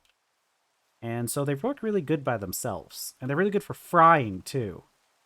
Um yeah, I have been looking into growing my own potatoes. So far, haven't had any success, but we're going to try again and see if it works a second time. My issue the first time was it gets too dang hot here in the summer for certain types of potatoes. I guess I had the wrong kinds of potatoes for where I live. Um, but anyways, or it could just be climate change that's ruining things for me. Who knows? That might be a thing at some point. Probably have to deal with that one of these days. Um, but I haven't been able to find like decent yellow potatoes. Yellow potatoes are like more expensive than the russet potatoes. Russet potatoes aren't super good for really anything besides baking. You can still do the other things with them and it comes out fine. It's just russet potatoes are best for baking. And they had a sale on russet potatoes at the local grocery store um recently, and I bought a big bag of them. It was super cheap too. It was like a big like 5 pound or more. I think it was 5 pound. It was like a 5 pound bag for like $3. Like, how could I pass up that? And the potatoes looked good too.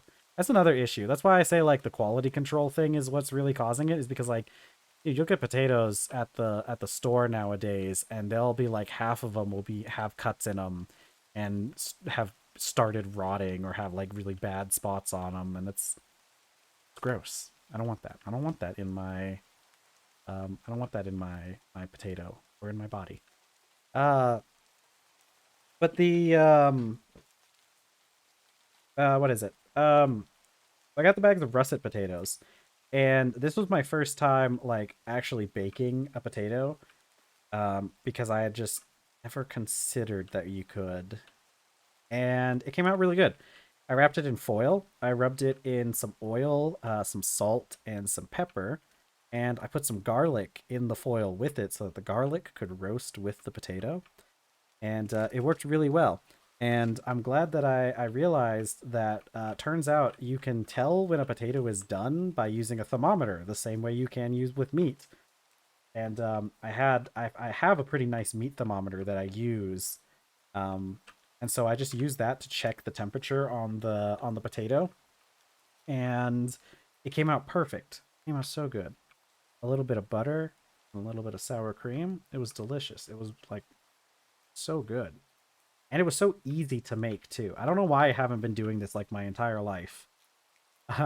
Like it's such an easy and simple meal that you can make for yourself. Like it didn't take that much effort on my part, especially not compared to half of the stuff I normally do.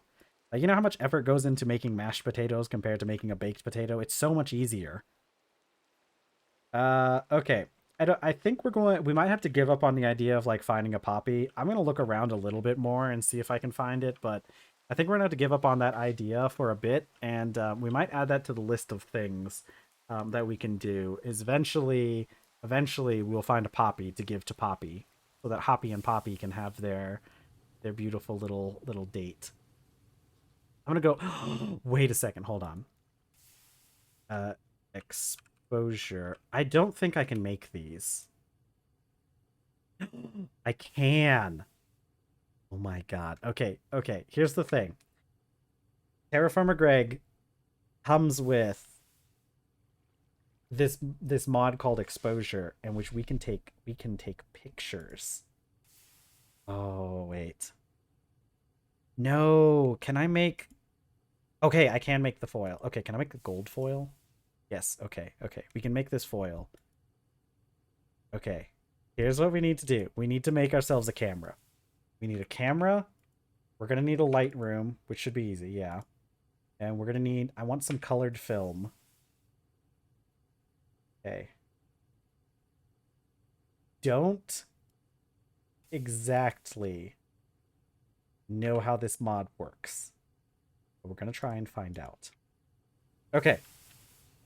Uh Introduced to Sweden, farmers use plants some nutritional value. And I have a story, and I know this. I think I believe that this story comes from Germany or from like that surrounding area. I'm not 100% sure exactly which country this took place in.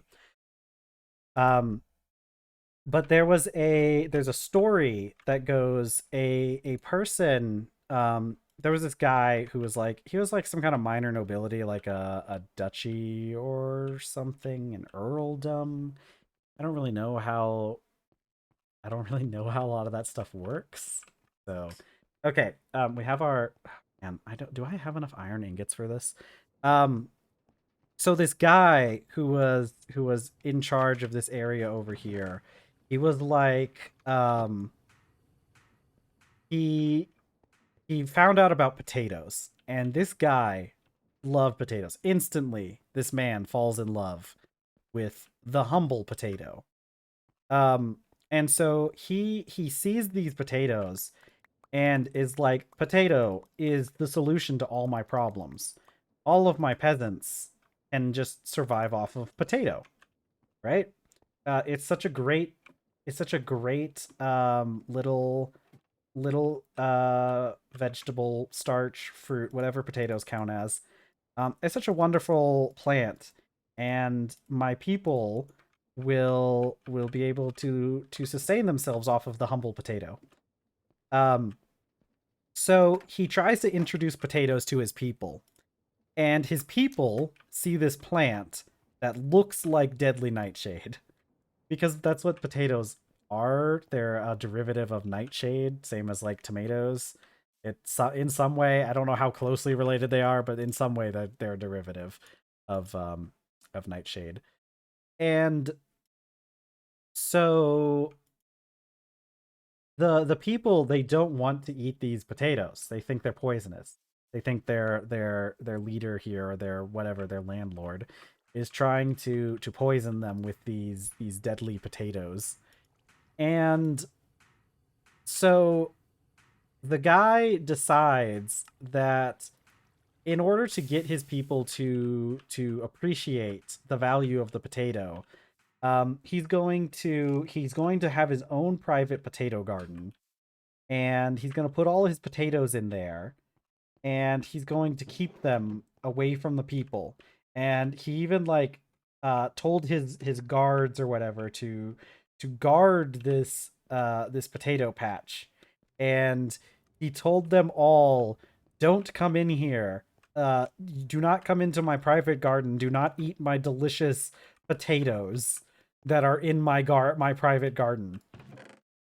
And so uh the people were like, oh man, king guy over there, whatever he is, um, doesn't want us going into his garden for his potatoes. So those must be really. He must have some really cool things in that garden, that we can take. And so he had guards posted out there, but he like specifically told them, like, if you see anything, just like ignore it. It We don't actually care if people steal from this garden. And so the people like sneak in there, and they take his potatoes from his garden, and they take them back with them to their places, and start figuring out how to cook them and how to do all the stuff with them. So this guy like reverse psychologies his people into loving potatoes. Uh, and you know, I'm not sure exactly how true that story is or anything, or where it comes from, but it's pretty funny to think about. And you know what? I too enjoy the humble potato. You know, potatoes come from Peru. That's like where they originate from is Peru.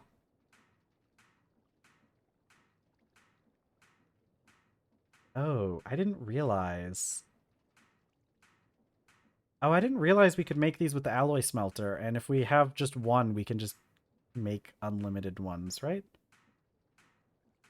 Hold on. Lens. Hold on. Forge lenses. Forge lenses.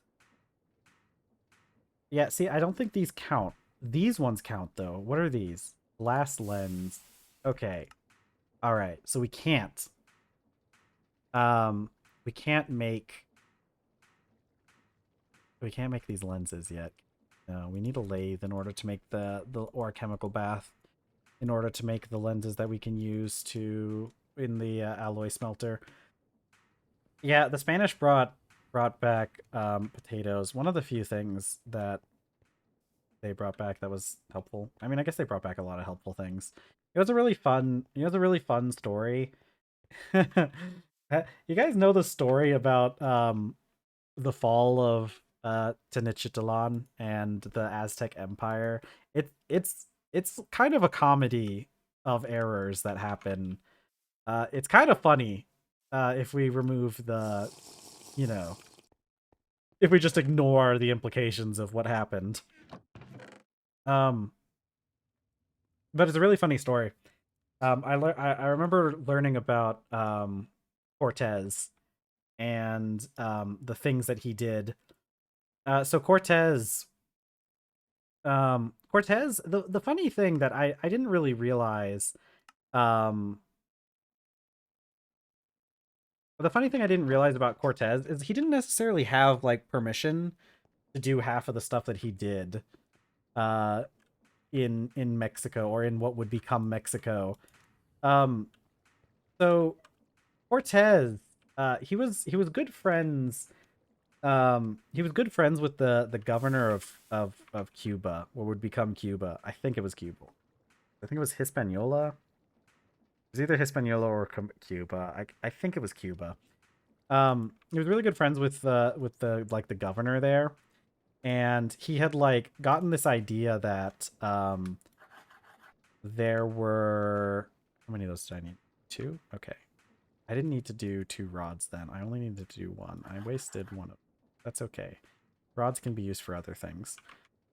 Um so he's good friends with that governor there, and he got wind of like this place this place Mexico, and wanted to like go and like claim it for the Spanish and everything. Um but like the governor who knew him was like so like he got permission from the Spanish government at first, right? And he was set to go on this expedition to the New World. But like the governor kind of like was kind of like I don't know if I really trust Cortez. Like he seems a little ambitious, right? Like he seems like if we let him wander off and do whatever he wants, that he might like try to set himself up as like, you know, the one in charge, and he might kind of screw us over. So this guy, he didn't really trust Cortez much. And so he sends message back to Spain, and the people in Spain are like, "Oh yeah, okay. Well, this Cortez guy does seem a little bit sus. Um, we might have to make sure that we're gonna tell him that he can't go to Mexico because we're a little worried about what he might get up to. So anyways, Cortez goes to Mexico. He just ignores the Spanish and just goes to Mexico. Um just on his own. He at this point he's rogue. He like took a fleet from the Spanish and is in Mexico and is just he's just there. He's not allowed to be there. He not the government says he can't be there. And the government is sending a group of people to go and get Cortez because they're like, Cortez, get back here. You know, like come on, you can't be going over here. We told you we don't want you over here. Um, so they're kind of trying to like catch up to Cortez at this point and stop him from just doing whatever he feels like. And so he does eventually. There's a lot of stuff you could talk about that goes on in the meantime of this, right? Like there's a lot of things. But that's not important. The things that he got up to on the way to Tenochtitlan, unimportant. But he eventually does make it to Tenochtitlan, the capital of the Aztec Empire, and he's not doing a very good job. He's kind of messing things up. He's not overall probably not the best person to be in this situation, but he somehow managed to like take control of the entire city by um essentially kidnapping the emperor. I think it was Montezuma the second or something like that. So he's got the emperor there. He's got him like basically like under house arrest, and he's kind of trying to figure out what to do with him, right? Like he just has this guy and he's like under his control, but it's like what do I do now, right? Like I got the guy, but I don't know what to do with him. So he's trying to figure that stuff out, and while he's trying to figure that stuff out, his some of his guys come up to him and is like, "Hey, Cortez, um there's some guys here to arrest you. There's some people from the Spanish government who are here to like arrest you and like take you back home and probably do something about the fact that you ran off with a fleet to Mexico when you weren't supposed to." And so Cortez is like, crap, I gotta go. I gotta go take care of this. I gotta go. Okay. I'm gonna go take care of this guy that they sent to arrest me or to bring me back home. So he goes out, he leaves his guys with the emperor. And he goes to go like, I don't know, talk his way out of this. Maybe that was the intention. He doesn't spoiler alert, he doesn't talk his way out of this. He just kills them.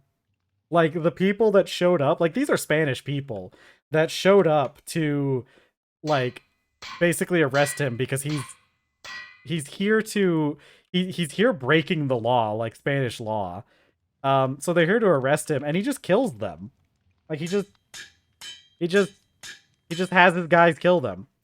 So that was fun. I'm sure Spain is thrilled about what he's up to at this point. Um but that doesn't matter because he gets back to the throne room or whatever to check on his to check on the emperor. The emperor's dead. Like Cortez left for like 5 seconds essentially. Like he was gone. He had to go take care of this. And in the meantime, his guys just killed the emperor. Like it this is like the most that anyone could mess up their job, right? It's like the emperor's dead. So now Cortez has to like fight his way out of the city because his freaking his guys just decided to kill the emperor for like I don't know what the reasoning behind, like I don't know why they ended up doing this, but they did. They just killed him. And yeah, that's why he had to like flee, why he had to flee the city was because the guys he left behind to handle all they had to do was watch one guy. Like how do you mess that up that bad? You know? Like it was one guy. Oh man. I mean, like really. It was one guy. It was one guy. Can I even make buttons? Can I make buttons? I can't make a button. Okay, we might have to hold off on we might have to hold off on getting our picture of the guy of the little guys. Man, I wish I had thought of this beforehand. I could have maybe prepared a little bit better because I don't think we have the resources to make a saw right now. It would take longer than we have left in stream. We only have 20 minutes left in stream. Ah, heck. Okay. Maybe we'll pick another day to make sure to get there, get all that stuff done. We're gonna go spend the rest of our time with the couple. Wait, oh man. I should have thought about it. I could have brought carrots. Carrots aren't good for rabbits though. We don't want the kids at home to think that um that you could feed rabbits carrots. You know, there've been rabbits that have like rabbits died because of that. Like because of like Bugs Bunny and like the myth that like I mean like rabbits can eat carrots, don't get me wrong. It's just like not good for them. It's not nutritional for them. They contain like too much sugar or something. I think they die of diabetes. But, you know, why bother researching anything about an animal that you're a kid? Anyways, here are our rabbits. Look, they're so cute. We got Poppy here, and we've got Hoppy here. And we got the little, oh my god. I need to, we're gonna add this to the list. We're adding this to the list. Um we're adding this to the list. Make camera. Yeah, we're adding this to the list. We're going to get a picture of this later. Unfortunately, we're not going to be able to do it today on Valentine's Day, but we are going to get a picture. And I really need to get some poppies for Poppy. But this is cute. We'll be able to keep them here. Luckily, they don't need to eat, so they'll be fine. Um, look at these guys. Okay, I like the way this came out. Ooh, I think we'll decorate it a little bit more. I'm gonna get these jungle vines, and we're um, going to we're going to decorate a little bit with these jungle vines. Let's see. Yeah, I wish I had thought about the camera. Is that an alpaca? Oh, hi. Well, he's doing his thing. Spin. Oh, okay. Oh, there he goes again. Oh, all right. I think we'll just leave him there. He seems to be having a lot of fun.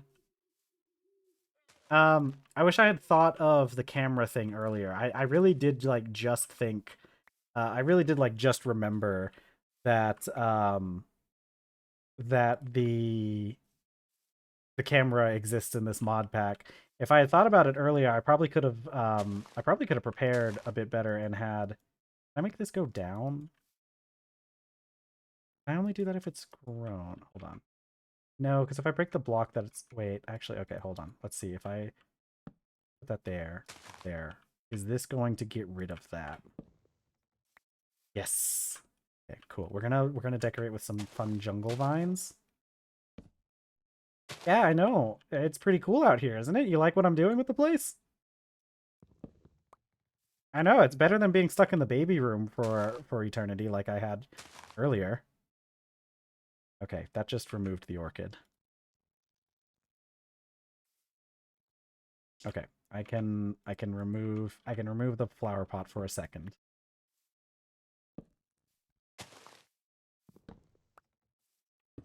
Yeah, I really like this. Ooh, let's do another one like over here. That's a slab. Okay. I put away. Oh wait, no, I have some maple slabs. Let's get a couple more vines. Yeah, I wish I had thought about the camera. I completely forgot that was in this mod pack.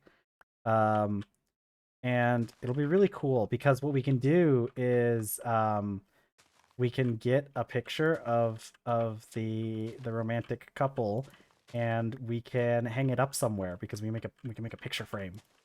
Oh, we can make a photo album. Oh my god, that'd be so cute. Oh, and then later maybe we can get some other animals over here and have them take little pictures.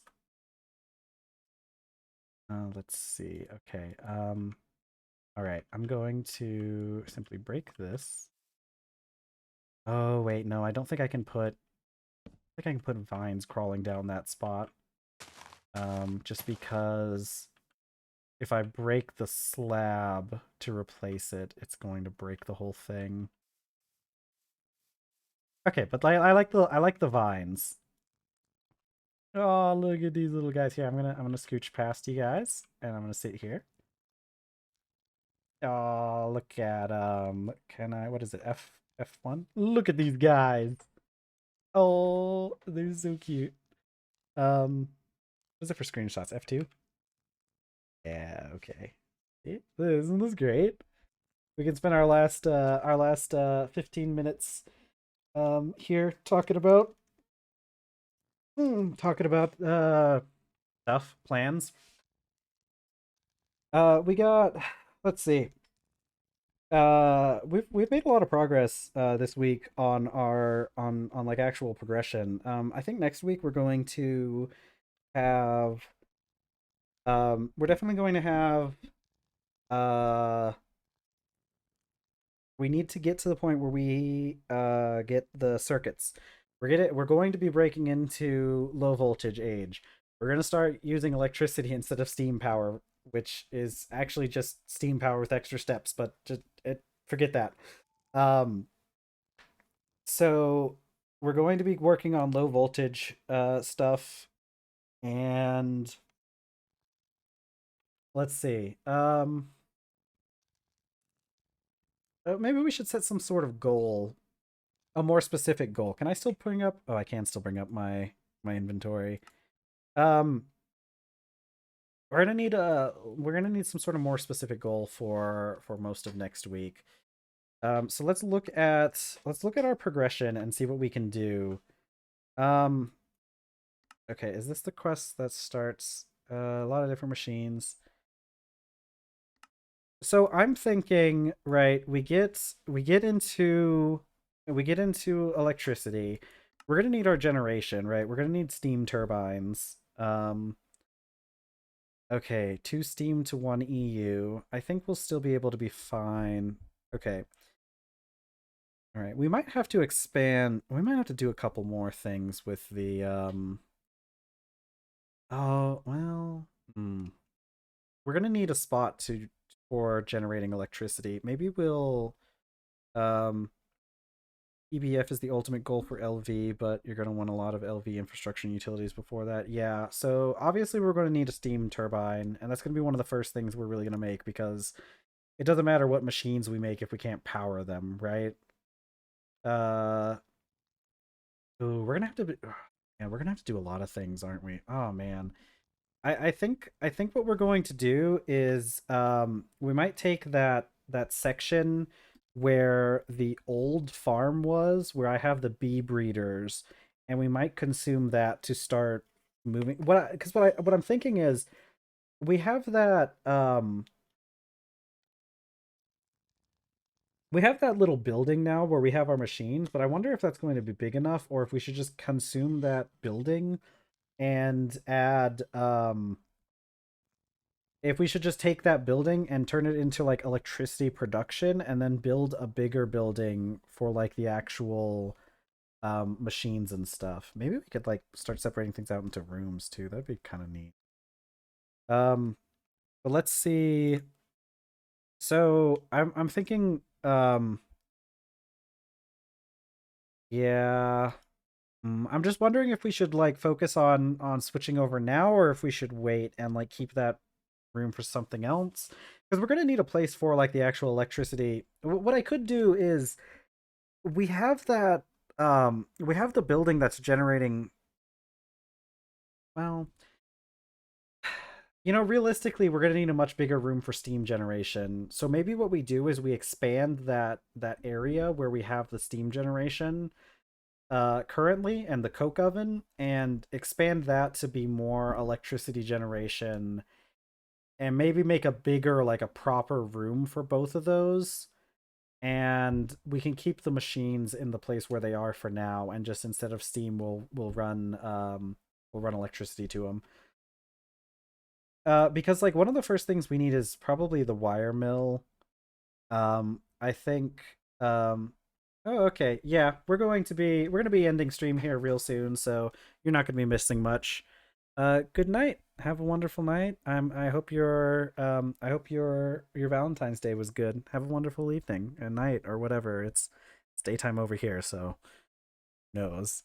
It's 5 o'clock somewhere, right? That's a I don't know. I don't even know if that's a reference that non-Americans would get, but whatever. Good night. That sounds like a really fun presentation. The presentation in digital ethics. Yeah, I was kind of wondering about that. That's one of the reasons why I think it's very interesting that I have so many Swedish followers because man, you guys must be pretty dedicated to be up until midnight watching my streams. Have a good night though. You guys deserve it. I thinking a wire mill is going to be one of the first things that we make. Mostly because I mean, first of all, this quest. I need this because this is a yeah, it has that as a dependency. Electronics. Wait, does it? Actually, it doesn't. This actually isn't a dependency for this quest. It's actually just this. So I guess we don't have to make the wire mill first if we don't want to. Um, section in the book that's good. Oh, in the actual TerrafirmaGreg or TerrafirmaCraft book. Is it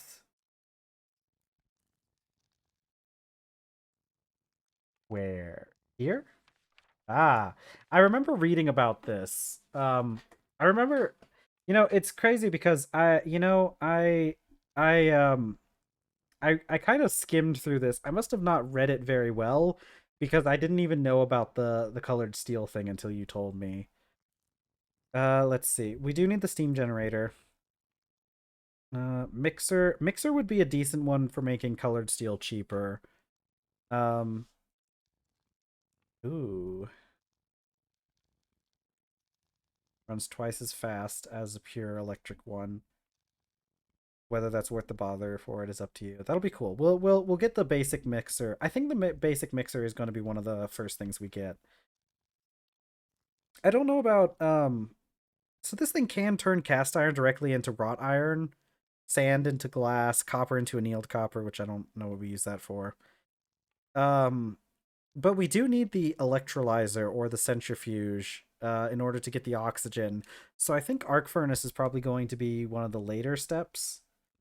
Um yeah. Yeah. The assembler is a big one. I think the assembler is one that it does say it's very expensive. Bender is a really good one that we want. The wire mill, and it's so good. I'm thinking assembler is definitely one of the first ones that we want to get. Um Centrifuge is also a really good one because centrifuge has so many good recipes and that we can get like different materials using the centrifuge. So I think that's going to be a pretty big one. Um yeah, true. Polarizer I don't think matters too much because it says if you're short on redstone it's a good machine, but like we're not short on redstone. We just haven't bothered to mine it up yet. Um Miner, that's a miner would be nice to have just one even, but we need batteries before we can really do miners. Chemical bath makes cheap paper. Once you have an assembly, you won't need paper anymore anyways. I feel like that's not entirely true. Most of the steps, ooh, automating most of the steps of making leather would be pretty nice, but I guess it's not. Well, we're doing pineapples for leather anyways. I don't think that matters. Do not make the extruder. Okay. Okay, so I won't make the extruder. So I'm thinking okay, let's look up okay. I wish this was laid out better so I could like just click on the things. Um oh really? It doesn't. Oh. Oh yeah. That isn't too bad. I'm thinking yeah, so they made there's a lot of steel there. That's a lot of steel you got there. I'm thinking what does the wire mill take? It takes 4 motors. What do the other things take? What are the okay, hold on. A wire mill takes 4 motors. Do motors Okay, motors can be made in an assembler. Though I guess it's not that bad. This isn't really that terrible of a recipe. Um, how much does the assembler cost? Okay, see, here's the issue. The assembler costs these. I think what we should probably do is go like wire mill first. And ah man, it might be worth it just to go for the assembler after the wire mill. Okay, because what they made normal craft for the casings the same as the assembler. Okay. Interesting. It used to require 4 red and 4 steel plates. You know what? I think I remember seeing that. Yeah, I remember seeing that in the recipes when I was looking at it before. You're right. That is different now. Um, yeah, I don't know. The assembler does like a lot of really good things, though. Is the thing, right? Like, see, the assembler can make circuits, and that's oh, he uses solder. That's cool. But how do I make soldering alloy? Okay. Well, I don't have. That's the circuit assembler? It's different? Oh my god. You're right. Thank you for pointing that out. I would have fully gone on with the idea that it was just the normal assembler. Oh my god, this is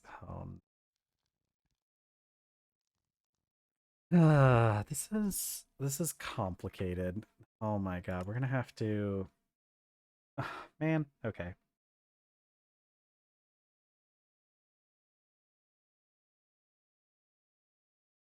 Packer, electrolyzer,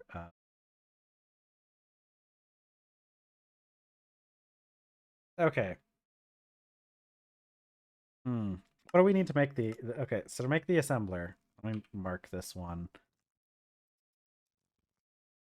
Okay. Oh man. Maybe we do make the what do I need to make them? Okay. Maybe I do make the polarizer though. Uh I mean this is like 4 things of redstone dust and the polarizer isn't really that hard to make at all. I do think okay, I don't know why I unfavorited that. I needed the recipe again. The conveyor module, this isn't that bad. Rubber sheets. Um okay, but we do need oh wait, no. Okay, we make this with the alloy smelter. So that's fine. The bender, no, the bender doesn't make these. The bender makes the thin sheets. Um, yeah. We have a lot of redstone around, but I don't like how inefficient it is compared to just sticking things in the polarizer. What are the dependent okay, basic wire mill. Yeah, I'm thinking wire mill, polarizer, and then it might be best. Okay, I think we go for the wire mill and the polarizer as our first low voltage machines. And I think we work towards making the assembler. And if there's anything that we need in between, um, we can we can look into it. We can look into it for that. We can I do also think so. This basic mixer. What does it take to make a kinetic mixer? See, this isn't that bad, right? We might make. What does it take to make a normal mixer? Okay, the kinetic mixer might be a better option. All the ones in that row are good utility ones except the lathe because you can make rods with create. Yeah, that's fair. And I don't think it's not any cheaper either. Okay, look. Okay, hear me out. Kinetic mixer. I know it needs a lot of stress units, but I can make a create machine that has a high enough stress capacity, I think. How much does it take? It doesn't say how many kinetic units this thing, how many stress units this needs. What did the book say? Requires both SU and has a high stress impact. So it's not going to tell me what the stress impact is. Because that's the real big issue. It needs to run at 64 RPM. It's not that hard. It's not that hard to get the speed on create higher. Um, okay. Yeah, I don't know. I think we might go. I might go with a kinetic mixer, honestly, because if I can, it depends on how much. It depends on what the actual kinetic stress impact is. But I bet I could make a windmill that could power this thing. Um, with the extra electricity, it still needs the electricity. But I think putting a windmill, having a dedicated windmill just for powering this thing, would probably be a pretty good idea. We have like essentially unlimited wool, and I think we can use that to our advantage. Yeah, maybe next week we start testing hi there little guys. I love these little look at these little guys. And look, I love the little heart in the top and the heart in the bottom. I think I'm going to post that screenshot on on Blue Sky as well. That'll be fun. But we have finished up with the stream. We are at past our time. Um, Happy not Valentine's Day, I guess, since you're in Sweden. I guess if it's past midnight now, it's no longer Valentine's Day, unfortunately. Um, but yeah, I think we'll maybe next week. Here, I'm gonna add this to my clipboard. Um, Test uh kinetic mixer in creative. I would like to get some. Okay, I didn't need to press that button. I'd like to get a little bit of time. Oh my god, my character is starving. Eat these taro roots. Um, I'd like to get a little bit of time testing it to see if we can power it with a moderately sized windmill. I think that would be a really good thing because it's cheaper to make the kinetic mixer than the electric one anyways. And if it works much faster the way it says, I think it would be worth the extra effort to just make a windmill. And we don't have to like we have all the stuff for windmills. It's not that hard. Okay. Ah, man, this was a very fun stream. Um, but it is now time. Unfortunately, it is time for us to end stream here. Thank you so much for joining me for stream today. I love all of you. Thank you so much for joining me on Valentine's Day. 128 RPM mines uses that is a lot of stress units. We will be testing that out in creative, I think, to see exactly what we would need in order to satisfy those requirements, because that is quite a lot of stress units, and I don't know exactly how the stress units scale with a windmill. So we're definitely going to have to test that out. But thank you for joining me here today for Valentine's Day. It's a very special day for everyone. I know, great time to spend with friends and to remember everybody that we care about. And I care about you guys a lot. I really do enjoy streaming, and I love the audience that we've gathered so far, even if it's been a pretty small audience up until this point. I mean, we just got to 10 followers, which is makes me feel so good. I thank you all so much for bringing me to this point where I have 10 whole followers. That's amazing. I'm just so happy. I'm so happy. This is the best Valentine's Day gift ever. Thank you so much for staying with me, and I know it's so great. 10 followers, amazing. Um, but I do have to go now, unfortunately. And you, my Swedish followers, must go to bed. You must rest for next week. So if there's anybody watching who hasn't followed, make sure that you hit that follow button so you can know when I stream. I do stream 4 hours a day on weekdays, 2 p.m. Eastern time, or take whatever time it is and subtract 4. I guess it would probably be what, like 8 p.m. Sweden time. Uh, I also have my Blue Sky down below where you can get updates from me, especially if I can't stream. And I have YouTube below as well. There will be a new video just uploading on there, which would have been a from 2 weeks ago. But this is the end for me today and for the end of the weekend. Thank you again so much for being here with me. I have a good weekend, everybody. I look forward to seeing you on Monday. Thank you so much. Bye, everyone. Have a great weekend.